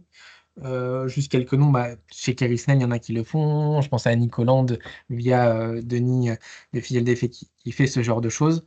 On n'a pas aujourd'hui 36 000 horticulteurs qui ont, j'ai envie de dire, presque la compétence parce que multiplier le camélia, Déjà, il y a beaucoup d'horticulteurs qui font plus trop de la multiplication en tant que telle, hein, qui achètent des jeunes plants qui vont faire de l'élevage. La vraie multiplication, il y en a peu. Certains se sont positionnés, pour rien de cacher, au sein du consortium, qui était à l'initiative de se positionner pour se lancer potentiellement dans la multiplication avec une constitution d'un parc de primaire. Je pense qu'aujourd'hui, au vu des initiatives qu'il y a, qui sont très importantes, il y a un marché qui est potentiel pour des horticulteurs, clairement. Mais attention, on est sur des pas de temps qui sont différents. C'est-à-dire que de se constituer son parc de primaire, de commencer à faire la multiplication, bah, on est déjà presque en retard, quoi. Donc, je pense qu'il y a un marché potentiel en effet pour la filière horticole, si c'est ta question. Bon, on peut revenir vers vous Ouais, pour en c'est ça. discuter plus avant. Alors, je vais Merci. essayer de prendre dans l'ordre les mains levées parce qu'il y en a pas mal. Alors, tac, tac, tac, tac, si je ne me trompe pas, quelle est la deuxième main qui était levée? J'ai Christelle Purel qui avait la main qui était levée. Je vous laisse la parole. Burel, bonjour, Chambre d'agriculture de Bretagne. Je vais dire que j'accompagnais une association Armor de Pied, mais aussi a été citée dans les personnes, organisations qui forment les peurs Alors, cette journée de formation. votre son coupe, excusez-moi. Ah oui, Je suis pas sûr. Voilà, très bien. je vais essayer de remettre plus près. C'est Ouais, mieux comme ça? très bien, c'est très bien. Donc, je voulais dire qu'on était aussi acteur de la formation, hein, Oui, avec peut-être des moyens type le lycée horticole, mais sans la chambre d'agriculture, les formations n'auraient pas eu lieu. Je pense que tout à c'est fait. important de le dire, Je veux hein. le dire, tout à fait. Ça n'a pas été cité. Et sinon, donc il y a eu des données économiques. Donc l'outil, c'est intéressant, mais quand on a un porteur de projet face à nous, nous qui sommes accompagnateurs au niveau de l'installation, on manque de données sur une marge à l'hectare en rythme de croisière, en fonction des paramètres de densité de plan, Hmm, de coût de récolte, hein, parce que le coût manuel ou le coût mécanisé, ce n'est pas la même. pas du tout. Avec des variations de prix de vente, je trouve que ça manque. Donc en fait, je reste sur ma faim sur ce côté rentabilité qui est quand même, on a une responsabilité, hein. C'est vrai que c'est très intéressant de planter, mais quel est le retour économique en rythme de croisière de cette production-là? Je m'attendais à avoir C'est quelques éclairages et c'est ce qu'on peut avoir pour répondre à votre question par rapport au fichier Excel. Alors, c'est peut-être pas très très clair, mais sur le fichier Excel que vous pouvez faire varier en tout cas les différents prix, en tout cas de vente, etc. Ce qu'on a pu voir aujourd'hui, en toute transparence, en parlant un petit peu avec des distributeurs, plutôt des gros distributeurs de thé, sur le prix de vente français. Si demain on se dit qu'on reste sur le prix qui est actuellement vendu du thé français, les gros distributeurs vont pas se positionner sur un thé français. C'est excessivement cher pour le moment. S'ils veulent se retrouver au niveau de la marge, etc., ce qu'on a pu faire, c'est un exercice complémentaire qui fait suite à cette étude de faisabilité. En gros, ce qu'on a pu faire, c'est prendre un fichier, un peu le même fichier Excel. On a fait un des prix moyens, un peu comme vous l'avez dit, et en essayant de faire varier la partie mécanisation, la partie intensité, ouais, etc. Pour le moment, on n'a pas trop de données sur la partie mécanisation. C'est ça qui est un peu bloquant. Pour autant, on a essayé de se caler avec des coûts plutôt PAM, justement, avec un acteur qui souhaite se positionner aussi là-dessus et qui se dit que c'est potentiellement possible. Donc, on est allé sur ces prix de main-d'œuvre, en tout cas avec du matériel mécanisé. Et on a pu essayer de rentrer dans les prix de vente, ou en tout cas les prix d'achat que les distributeurs souhaitaient avoir. Donc, il y a un potentiel marché, mais pour le moment, on est encore trop jeune et je comprends qu'on peut être un petit peu sur la fin sur le sujet. On essaye d'aborder en tout cas des réponses, mais il y a encore un travail à faire, c'est une certitude. et puis 1 hectare, ça coupe à peu près combien d'UTH? Enfin, voilà, ce côté éco, sur les coûts, Oui, ouais. Parce que quand on démarre, c'est, c'est compliqué. l'équilibre, c'est 1 hectare, c'est 2 hectares pour un couple, c'est quoi? Enfin, le dimensionnement en fait, voilà, Bah, je sais pas si toutes ces choses-là, alors il y a des premières, alors j'ai pas toutes les réponses en toute transparence, mais il y a certaines réponses qu'on a, comme je vous l'ai dit, on est sur les réponses que j'ai pu vous proposer là, c'est des petites briques. On a des biblios un peu plus importantes et des rendus un peu plus importantes parce que ça a été la demande aussi des financeurs publics d'avoir un ordre d'idée de concrètement, ouais. quelle retombée économique on va avoir, quel modèle un peu type d'exploitation il faudrait avoir et toutes ces choses-là. Donc là, on a des premières pistes, mais ça reste encore à avancer, hein, clairement. OK, très bien, merci. Merci en tout cas. Alors, je vais juste essayer d'identifier les différentes personnes qui ont pu lever la main. Si je ne me trompe pas, Guillaume? Il y a du monde avant, bonjour, mais il y avait ça doit être le troisième, il doit y avoir Denis Mazerolles Ah, Denis, avant pardon, moi pardon, excusez-moi. Ouais. Denis, je vous et laisse Alain la. Schlesser. Ouais. Oui, bonjour, bonjour Victor, et merci Bonjour. beaucoup de cette présentation qui est vraiment très, très complète et voilà, je pense que c'est un travail un petit peu unique. Il n'y a pas de travail plus poussé sur le sujet, je pense, dans toute l'Europe, hein, puisque nos collègues européens, la plupart ne sont pas aussi avancés sur cet aspect-là.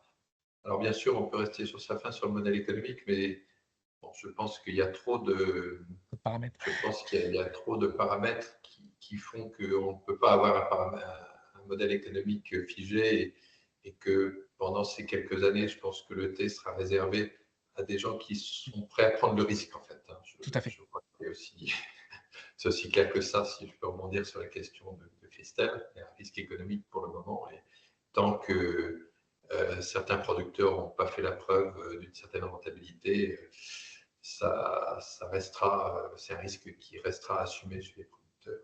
Donc ça, c'est peut-être une remarque, plus une remarque qu'une question. Pour aller sur les questions, j'ai quand même une question. J'avais pas, à ma connaissance, la reproduction in vitro pour le camélia, c'est quelque chose qui reste quand même un petit peu compliqué et pas forcément validé au niveau de la rentabilité. Sur le thé, clairement, je crois qu'aucun pays dans le monde ne fait de la reproduction in vitro. Les grands acteurs du thé qui travaillent vraiment sur des sélections très pointues, etc., ne font pratiquement que de la reproduction par bouture. Voilà, donc c'était une question. Est-ce qu'on aurait un avantage en France à développer cette technologie? C'est clairement une bonne question, Denis, là-dessus, dans le sens où on a pu interroger. Moi, j'ai interrogé 2-3 acteurs qui sont un petit peu spécialistes de la culture in vitro à ce jour sur le territoire Grand Ouest, qui, en tout cas, sur le modèle technique, j'ai envie de dire, il n'y a pas de contraintes techniques pour la culture in vitro. J'ai essayé d'avoir quelques devis de prix que ça pouvait représenter demain. Aujourd'hui, si je prends un acteur comme André Briand-Jeuneplan, il vous fait payer une première partie de R&D, j'ai envie de dire, sur la partie culture in vitro. Et après, là où il se prend un petit peu sa marge concrètement, c'est qu'il vous vend les pieds. Et sur les pieds qu'il vous vend, il y a une partie qui paye la prestation, quoi, concrètement. Et sur les premiers prix qu'ils ont pu nous donner, eh ben, en fait, on est en termes de prix, on est entre le semis et le bouturage, les pieds en bouture. Je pense que c'est une piste. Honnêtement, faudrait pousser un peu plus avec ces acteurs-là. Mais en tout cas, au vu des acteurs sur la culture in vitro qui en plus souhaitent monter en gamme sur le territoire français, je pense qu'il y a peut-être quelque chose à faire. D'autant plus que la connaissance de la culture in vitro sur le camélia, ils l'ont en fait sur la partie ornementale. Donc ça serait pas complètement déconnant. Mais à pousser, en effet. Voilà. Et si je peux me permettre une deuxième question, c'est aussi une remarque question, on va dire. Donc, je pense que la mécanisation, c'est quelque chose de très, très important. Ce qui est bien finalement pour le thé, c'est qu'il y a tout un tas de modèles possibles. Il y aura sans doute des thés récoltés mécaniquement qui seront peut-être vendus moins cher, etc. Enfin, voilà, il n'y a pas un seul modèle. Mais c'est sûr que la mécanisation arrive à grands pas. Moi, je m'intéresse beaucoup à la robotique. Hein. On travaille dessus spécifiquement pour le thé actuellement. Donc, j'étais à Utrecht à une réunion organisée par la Commission européenne la semaine dernière. Les choses avancent quand même très vite. On voit que les Hollandais, notamment l'université de Wageningen, proposent vraiment des solutions vraiment sur la récolte de fruits. Alors, on n'est pas encore aux petits fruits. Donc, là, je pense qu'il y a vraiment une marche à passer qui est de passer d'une précision centimétrique à une précision millimétrique, en gros, pour arriver à récolter le thé. Les Chinois ont montré des vidéos de récolte de thé, de robots récolteurs de thé, bon, qui ne sont pas forcément très, très probantes, mais c'est l'Asie, donc les gens, ils font des choses, ils avancent, même si le produit n'est pas directement vendable. Hein. Voilà, donc pour moi, ça par rapport au récolteur que tu avais montré, qui est plus un récolteur d'une conception d'il y a 50 ans. Hein, oui, tout à fait, tout à fait. Maintenant, c'est des conceptions qui ont déjà 50 ans, c'est des tailleuls de précision en fait. Hein. Je pense que quand même, c'est quelque chose sur lequel il faudrait compter à l'avenir. et qui change complètement le paradigme de la culture du thé. Finalement, si cette machine arrive, et elle arrivera, hein, pour moi c'est une affaire de 5-6 ans, on change totalement le paradigme, c'est-à-dire que le thé devient une culture extrêmement intéressante dans beaucoup de pays. Traditionnellement, on ne cultive pas le thé, notamment. Ce qu'il faut voir actuellement, c'est que les pays traditionnellement producteurs de thé sont des pays où il y a de moins en moins de terre et où finalement le problème se posera, juste comme exemple, donc à Taïwan, la culture consacrée au thé est passée de 40 hectares à une quinzaine d'hectares en 20 ans. Hein. Ça a été remplacé par l'industrie microélectronique, hein, c'est la région taïwanaise. Voilà, donc c'est un phénomène général, que ce soit au Kenya, que ce soit en Chine, au Vietnam, ailleurs. Donc il y a de moins en moins de terres qui vont être dédiées au thé. Alors que finalement en Australie, en Europe, dans certains pays du Sud, il y aura de plus en plus de terre. Enfin, il y a encore de la terre disponible. Voilà, donc si il y a ces machines de récolte, c'est sûr qu'on change complètement le paradigme. On n'a plus le problème de coût de main-d'œuvre est largement. Voilà, donc voilà, c'est peut-être aussi une réflexion qui est intéressante, puisque ces machines vont arriver. On ne sait pas exactement quand, mais enfin, c'est une échelle de peut-être 5 à 10 ans. Voilà, donc ça peut changer complètement les données, en fait. Merci Denis pour votre complément. En deuxième, Alain Schlesser. Il y avait la main qui était levée. Voilà, vous m'entendez? Très bien, oui. Oui, très bien. Bonjour, Alain Schlesser, je suis producteur à Castres. C'est plutôt une diversification et je fais aussi de l'agrotourisme. Mais je vous parle également au nom de l'association Armor de thé, qui regroupe une dizaine de producteurs actuellement et qui est en développement, en fort développement ces derniers temps, vu le nombre de personnes qui souhaitent rentrer dans notre association. D'abord, rendre hommage aussi au travail mené par la Chambre d'agriculture, qui manquait un petit peu dans votre introduction sur le premier slide, parce que c'est grâce à elle qu'ont été mis en place les premières formations, même si elles ont été réalisées à Lorient. C'est bien avec la Chambre d'agriculture qui aujourd'hui crible énormément de gens qui sont intéressés par cette culture et les formes ou leur explique pourquoi il faut le faire ou ne pas le faire. Deuxième chose, dans vos statistiques ou dans votre tableau, vous avez parlé du nombre de producteurs à plusieurs reprises, notamment dans celui où vous reprenez les producteurs en Bretagne. Si les chiffres sont les mêmes que ceux que Angela Allard a mis dans son rapport, il faut considérer que les producteurs d'Armor de thé ont été considérés comme un seul producteur. Donc, il faut en rajouter au moins une dizaine à l'heure où je vous parle et peut-être une quinzaine à la moitié de l'année 2025. Donc ça, je pense que c'est à intégrer. Donc ça veut dire que le chiffre qui est dans votre tableau est sous-estimé d'au moins 50%. Troisième chose, je suis tout à fait d'accord avec notre ami de la Filleule des Fées sur le caractère géopolitique presque de la production de thé. On m'a confirmé aussi, tu as cité plusieurs pays, mais on m'a confirmé également qu'au Japon, c'est la moyenne d'âge des producteurs de thé qui est très, très, très élevée. Et il est fort possible que beaucoup d'entre eux n'aient pas de successeurs. Donc, il y aura peut-être un déplacement des zones de production. Et j'arrive à ma question. Si on vous écoute bien, et si je reviens un peu sur le rapport aussi d'Angèle Allard, un prix actuellement pratiqué, on est au-dessus des 1 500 € le kilo. J'ai cru comprendre que le coût de production actuellement en Bretagne, mais ça sera affiné évidemment sur base de votre tableau Excel, ce serait plutôt de 800 € le kilo. Si demain le marché est à 16 ou à 20 € les 100 grammes, ça veut dire on est à 200 € le kilo. Il y a quand même un très, très, très gros delta. Donc, en tant qu'association, nous, on aimerait bien faire tourner votre tableau Excel sur nos différentes exploitations. Parce que, très clairement, je ne dis pas qu'il va falloir produire du thé low cost, mais il va falloir faire des choix. C'est-à-dire investir une clôture de 20 000 € pour protéger un hectare de terre dans lequel il y a des thés. Est-ce que c'est vraiment raisonnable? Est-ce que acheter des plants de in vitro ou des plants sélectionnés, c'est vraiment plus intéressant que de produire des plants à partir de semences, qui est beaucoup, beaucoup moins cher? Voilà, toutes ces questions-là, nous, on aimerait bien pouvoir continuer à les affiner et on serait demandeur éventuellement d'une réunion de travail avec vous sur base de votre tableau parce qu'on voit bien que le gap, il est énorme. Et Ah, mais il tout y à a fait. déjà, et il y a déjà des producteurs qui, cette année, ont du mal à vendre leur production. Je ne suis pas étonné par rapport à ce que vous dites. Alors, pour rebondir, en effet, alors c'est peut-être un oubli de ma part en tout cas sur la première chose que vous avez dit, la Chambre d'agriculture de Bretagne a fait un énorme travail en amont. Ça, c'est une certitude. Alors, on les mentionne un peu plus sur la cartographie. Oui, oui, oui, Mais j'ai c'est vu. vrai qu'on a un petit peu moins, on a peut-être un peu moins travaillé avec eux, mais vous avez raison de le mentionner.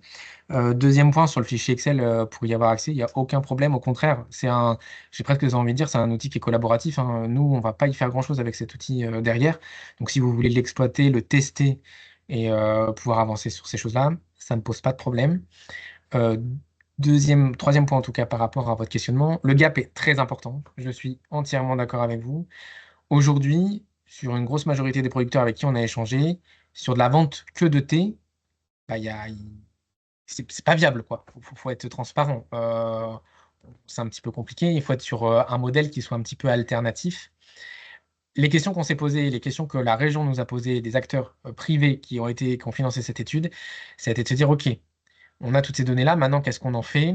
On va le prendre les choses un petit peu à l'envers. Donc, ce qu'on a fait, c'est de se dire, sur le nombre de thé qui est consommé aujourd'hui, si on va sur un marché de Nice, on prend que 5% de la consommation française avec les thés très très haut de gamme, quel prix le producteur devrait le vendre pour que le distributeur puisse le vendre, que le consommateur soit prêt à l'acheter et que le producteur s'y retrouve aussi. C'est ça le plus important. Et on est en train de travailler là-dessus sur le sujet. Et c'est vrai que sans la mécanisation, j'ai un peu de mal à croire que ça soit viable. Ou alors ça va être des marchés ultra niche. C'est-à-dire que je pense, en tout cas sur les producteurs qui sont là, vous allez peut-être me contredire et il n'y a pas de souci là-dessus. Je pense qu'il y en a beaucoup où vous vendez votre thé sur des circuits ultra courts, très courts, ou alors sur un site internet où il y a un restaurateur très haut de gamme ou des choses comme ça. Mais demain, si on veut toucher plus de monde, il va falloir qu'on aille un petit peu sur de la mécanisation, il va falloir peut-être aller sur des choses un peu alternatives et il faut absolument évoluer là-dessus. Je suis entièrement d'accord avec vous. Mais avec grand plaisir pour faire un groupe de travail pour avancer sur le sujet et vous fournir le fichier Excel. En tout cas, je pense que sur ce sujet, il faut savoir raison garder sur les montants des investissements qui sont réalisés Oui, pour ce type de production. Sinon, ça, une fois que c'est dépensé, c'est très difficile à amortir. tout à fait. On est bien d'accord. Merci pour votre question. Je laisse la main à Guillaume, du coup, cette fois-ci, pardon. Oui, bonjour. Alors moi, c'est juste pour repasser un message. Donc Guillaume Ménildré, je suis chargé de mission à la Chambre d'agriculture de Normandie. Bon, je suis chargé de mission sur les nouvelles filières et bon, sur le thé, on a été en contact avec quelques producteurs qui sont les deux qui sont d'ailleurs autour de l'écran aujourd'hui, je crois. Juste, moi, je cherchais à identifier justement les collègues de la Chambre de Bretagne et ou de Pays de la Loire qui avaient travaillé sur le sujet, mais Christelle a pris la parole juste avant, donc voilà, j'ai pu identifier le contact. Nous, on est preneur de contact avec les producteurs, avec de nouveaux producteurs, même s'il y en a, pour essayer d'accompagner la démarche, même si il y en a que deux en Normandie. Mais on va pas monter les actions pour deux producteurs. Il faut qu'on fasse ça en lien avec, avec les collègues de Bretagne, Pays de la Loire ou d'autres régions. Alors, je ne sais pas s'il y a un ou une collègue de la Chambre des Pays de la Loire là. Il me semble que non, et je pense que sur D'accord. cette partie-là, je pense que la Chambre d'agriculture des Bretagnes est bien plus avancée. Ouais, Les échanges d'accord. que j'ai pu avoir avec la Chambre d'agriculture des Pays de la Loire, ça a été plutôt un peu le même discours que vous. C'est-à-dire qu'aujourd'hui, ils ont pas mal de projets qui leur viennent sur la diversification et se lancer sur du thé. Ils savent pas trop quoi répondre pour le moment. Ça reste assez complexe un petit peu sur toutes les interrogations qu'a mentionné Mme Burel tout à l'heure. Ouais. Ouais, non, mais c'est ce que je veux dire, c'est qu'on voilà, on va pas réinventer des choses qui auraient déjà été faites en Ah Bretagne bah avec oui. des producteurs qui sont bien plus avancés. Donc, Ah oui, tout à fait. Faut travailler je en intelligence prendrai collective. contact avec Christelle en direct à l'issue de cet échange et puis je recontacterai aussi les deux producteurs. Voilà. Il y a Parfait. Christelle qui a relevé la main, je pense Ouais. qu'elle veut réagir. Oui, je voulais juste réagir. C'est vrai qu'aujourd'hui, nous, on a pas mal de conseillers installation qui accompagnent les porteurs de projets et qui nous demandent vraiment des données pour transmettre des informations auprès de la banque, en fait. Donc c'est vrai que c'est des questions très concrètes. C'était ma question de départ, en fait, des marges. À chaque fois, ils me disent, mais alors, c'est quoi les coûts de production? Et c'est vrai que c'est prégnant, en fait, sur un projet. Et en fait, si on veut la pérennité des entreprises après, c'est essentiel. Donc, c'était le sens de ma question, quoi. Voilà. Et tout à fait d'accord pour bosser en interrégion, hein, pas de souci, hein, Ça là-dessus. marche. Enchanté Christelle, on ne se connaissait pas. Je reprendrai Voilà, contact.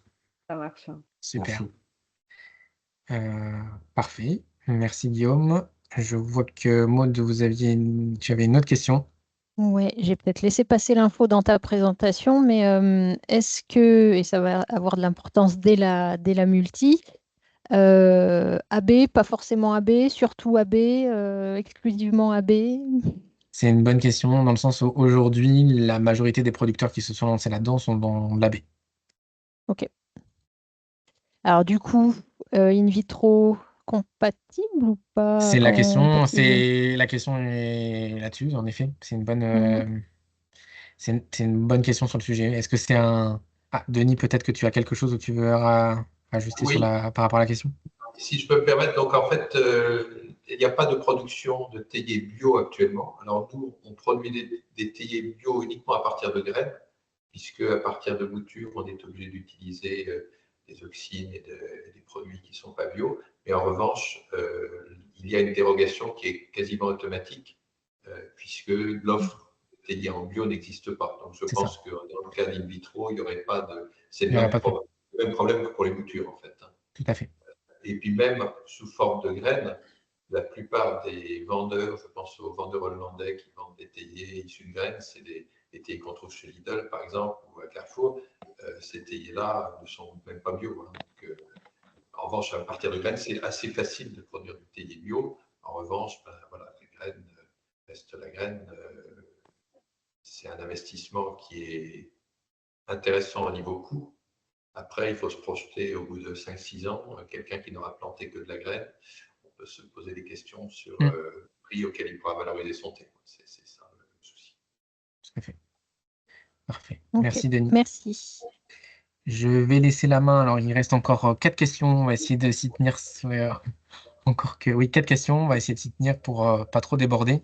Alors, je vois qu'il y a une question. Alors, excusez-moi, c'est Same.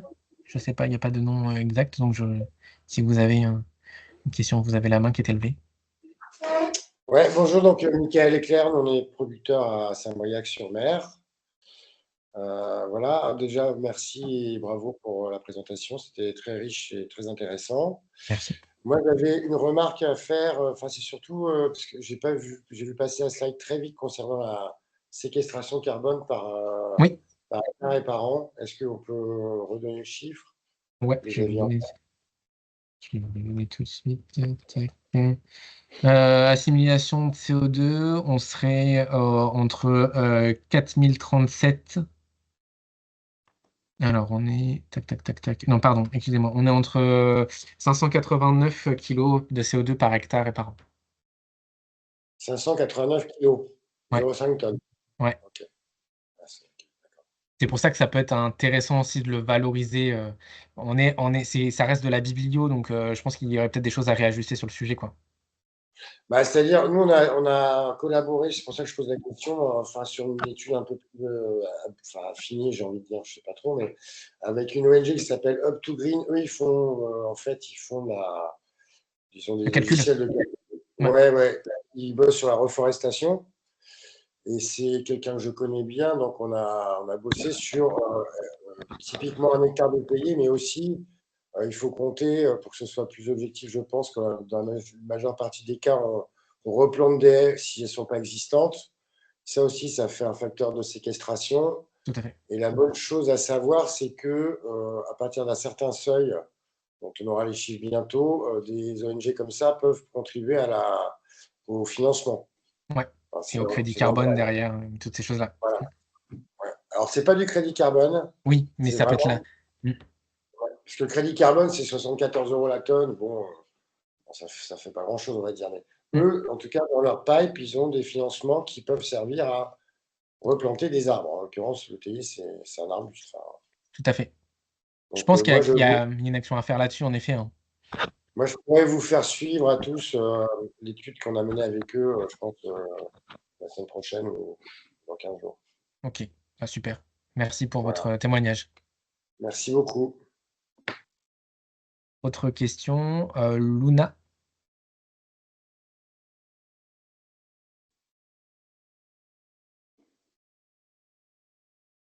Est-ce que Luna est là? Elle a levé la main. Pas de réponse de Luna. Gaël Rousseau? Vous aviez levé la main aussi. Bonjour à tous. Super, merci Gaël. Quelques compléments. D'abord, pour mon collègue que je connais, Guillaume de la Chambre d'Agri, on est 3 déjà, au moins 3 en tout cas en Normandie, voire plus. Et on est notamment en train de faire un projet avec la région autour des cultivars, justement, et avec d'autres acteurs. Je crois qu'il y a Agnès avec Astrédor et une chambre d'agriculture et un lycée agricole. Moi, j'avais quelques remarques. Alors, sur les graines, juste pour répondre à Denis, parce qu'il sait très bien que l'ancienne présidente l'année dernière de l'Association européenne des producteurs de thé fait du thé à partir de graines et qu'elle commercialise chez Fortune et Mason. Donc, on peut aussi faire des thés de qualité avec graines. Donc, je ne dis pas que c'est nécessairement la voie qu'il faut prendre, mais ça fait partie des options et je pense qu'il ne faut pas la fermer d'entrée. Sur les in vitro, moi, j'ai fait une expérimentation avec une entreprise à Bourg-en-Bresse. Donc, on est sur des prix moins de 10 euros en tout cas. Et l'intérêt de l'in vitro aussi, c'est qu'on peut produire alors, en nombre et toute l'année par rapport à de la bouture aussi. Donc, quand on s'installe, ça permet peut-être d'avoir des volumes de plants aussi qui ne sont pas liés à la saisonnalité des processus de bouture. Je me disais aussi que vous auriez peut-être pu approfondir un peu plus le benchmark européen parce qu'on a en Europe des fermes qui sont installées depuis sur plusieurs dizaines d'années, ce qui permettrait d'avoir sur les benchmarks, sur les coûts, un certain nombre de retours sur investissement qui peut, nous en France, où c'est plus récent, nous donner un peu des éléments. Et donc, je suis la secrétaire générale de l'Asso européenne, donc n'hésitez pas à revenir vers moi là-dessus. Et puis moi, j'aurais aimé aussi, moi, quand j'étais rentrée dans le projet avec la région Normandie et Agrial, parce que moi, au début, j'avais fait des recherches, j'avais pris contact avec le service innovation d'Agrial, c'était pour faire de la multiculture, c'est-à-dire on a beaucoup de pommiers, nous, dans le cône de Vados, et parce qu'il y a un enjeu aussi d'accès aux terres agricoles. Donc, surtout pour des cultures nouvelles. Et donc, des gens qui ont des vergers, notamment de pommes, et travailler en fait sur l'association entre des vergers de pommes et de la culture de camélias. Et donc, toutes ces réflexions-là qui permettent aussi d'avoir une approche un peu différente. Et dans la chaîne de valeur, alors des gens qui sont plus dans la production des plants et des feuilles, et puis avec des transformateurs. Donc, je pense que voilà. Est-ce qu'il y a des plantations actuelles, notamment les vergers, qui seraient des bons choix de culture mixte, quoi. Voilà. C'est une vraie question et c'est une question qui est toujours pas en suspens, mais c'est une suite aux résultats qui avaient été faits. Agrel se pose toujours la question et souhaite tester un peu en diversification, un peu comme vous l'avez dit. Mais en gros, leur retour, ça a été si on mécanise pas, on n'ira pas, quoi. C'est trop complexe dans l'immédiat. Il faut si on veut convaincre des producteurs alors c'est majoritairement des pommiers à cidre, hein, c'est d'aller chercher des choses plus mécanisables. C'était un peu dans ce modèle-là, ces réponses-là, mais c'est pas encore une réponse définitive. Oui, après, dans les mécanisations, l'image que vous aviez montrée, là, alors moi, je connais tous les travaux de Denis, et là, on est sur de la cueillette de précision, et c'est clairement, sûrement, en Europe, enfin, en tout cas en France, l'option, mais moi qui ai eu l'occasion de travailler pas mal au Japon, dans des fermes, on a différentes façons de faire de la mécanisation hybride. Donc moi, j'étais dans des zones de montagne, et on a des petits coupe-haies, en fait, qui sont très proches d'outils qu'on a en France, hein, et qui sont une alternative. Alors, est-ce que la qualité de coupe est suffisante? Au Japon, il faut quand même des thés de bonne qualité, hein. Donc, voilà, c'est parti. Après, bon, c'est d'autres types de cultures derrière Tout à fait. ce genre d'outils, mais voilà, il y a peut-être aussi des choses hybrides qu'on peut faire. Donc, ça peut être effectivement, la machine que vous avez montrée dans un verger de pommes, c'est compliqué. Ah bah tout à fait, mais c'est pour ça qu'il faudrait potentiellement adapter et trouver des solutions. Alors c'est aussi l'idée, c'est que si je reprends un petit peu ce que disait Denis, demain aller solliciter des agroéquipementiers sur ça va être complexe, quoi. J'ai du mal à voir. Alors faut bien montrer les différentes choses, mais peut-être aussi essayer de trouver sur du matériel déjà existant, comme vous l'avez dit, et de réadapter. Peut-être qu'il y a des choses aussi à faire pour essayer de baisser les coûts et ça peut être intéressant, quoi.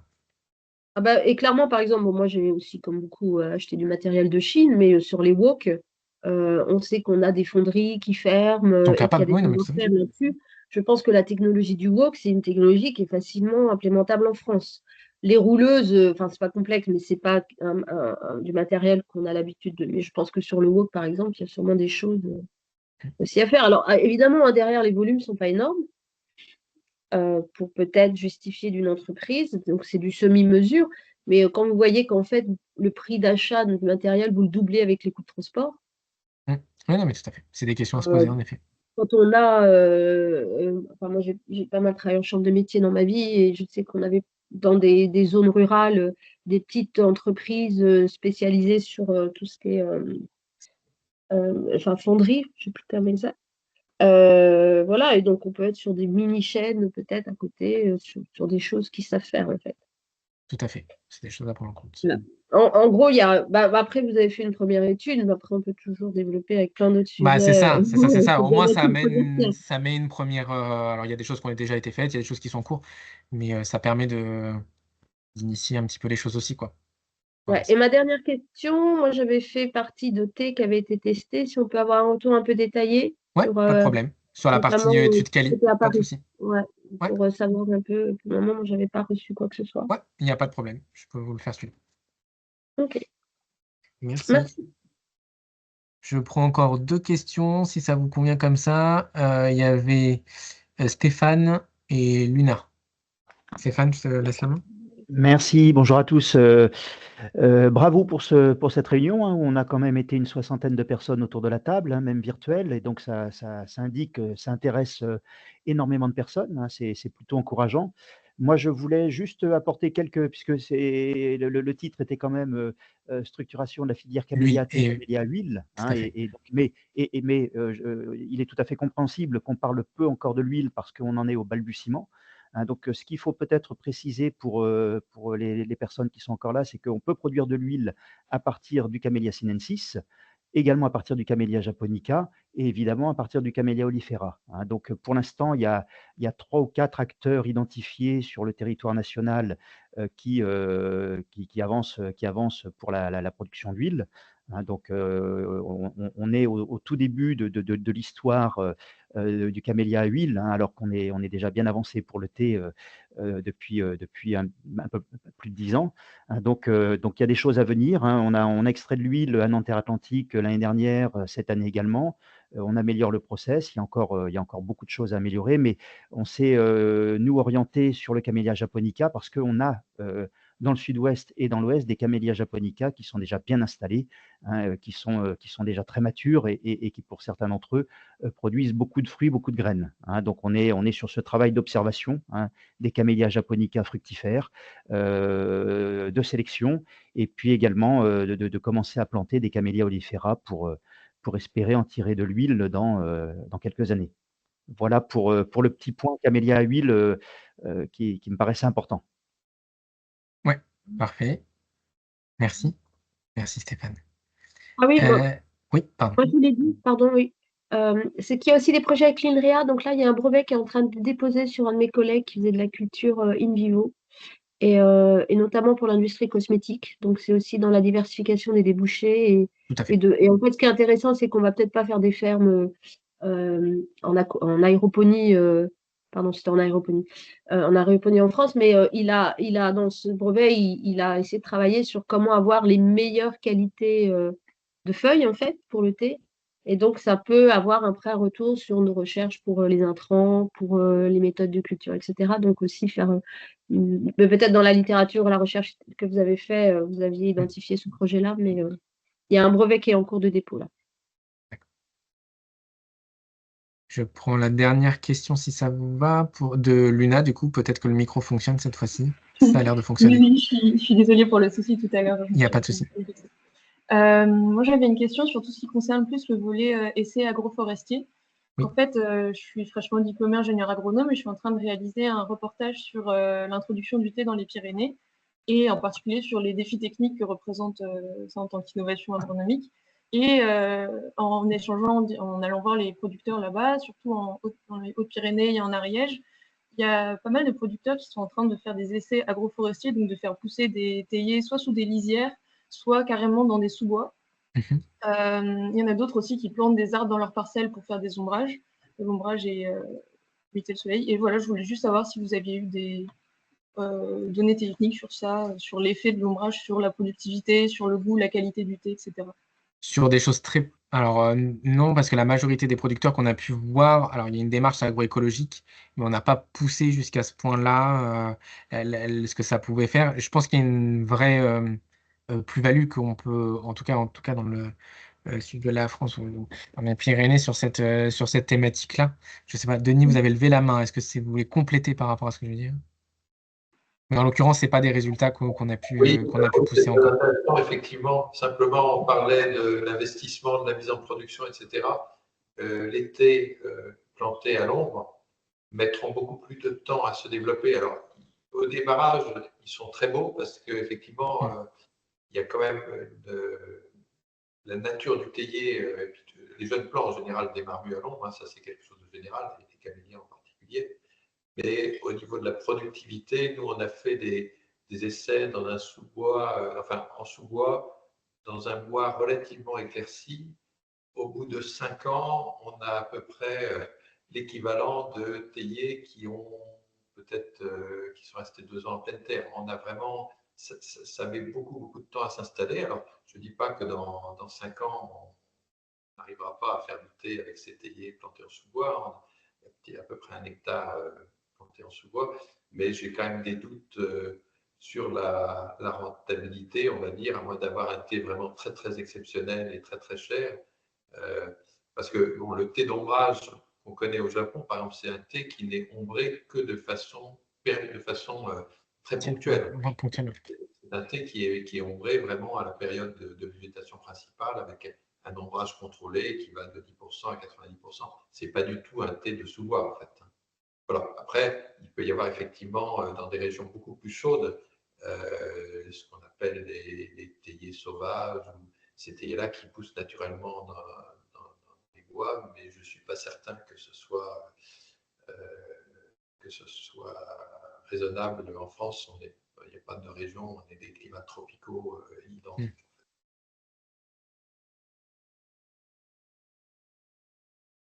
Parfait. Merci en tout cas pour les différentes questions et de votre participation.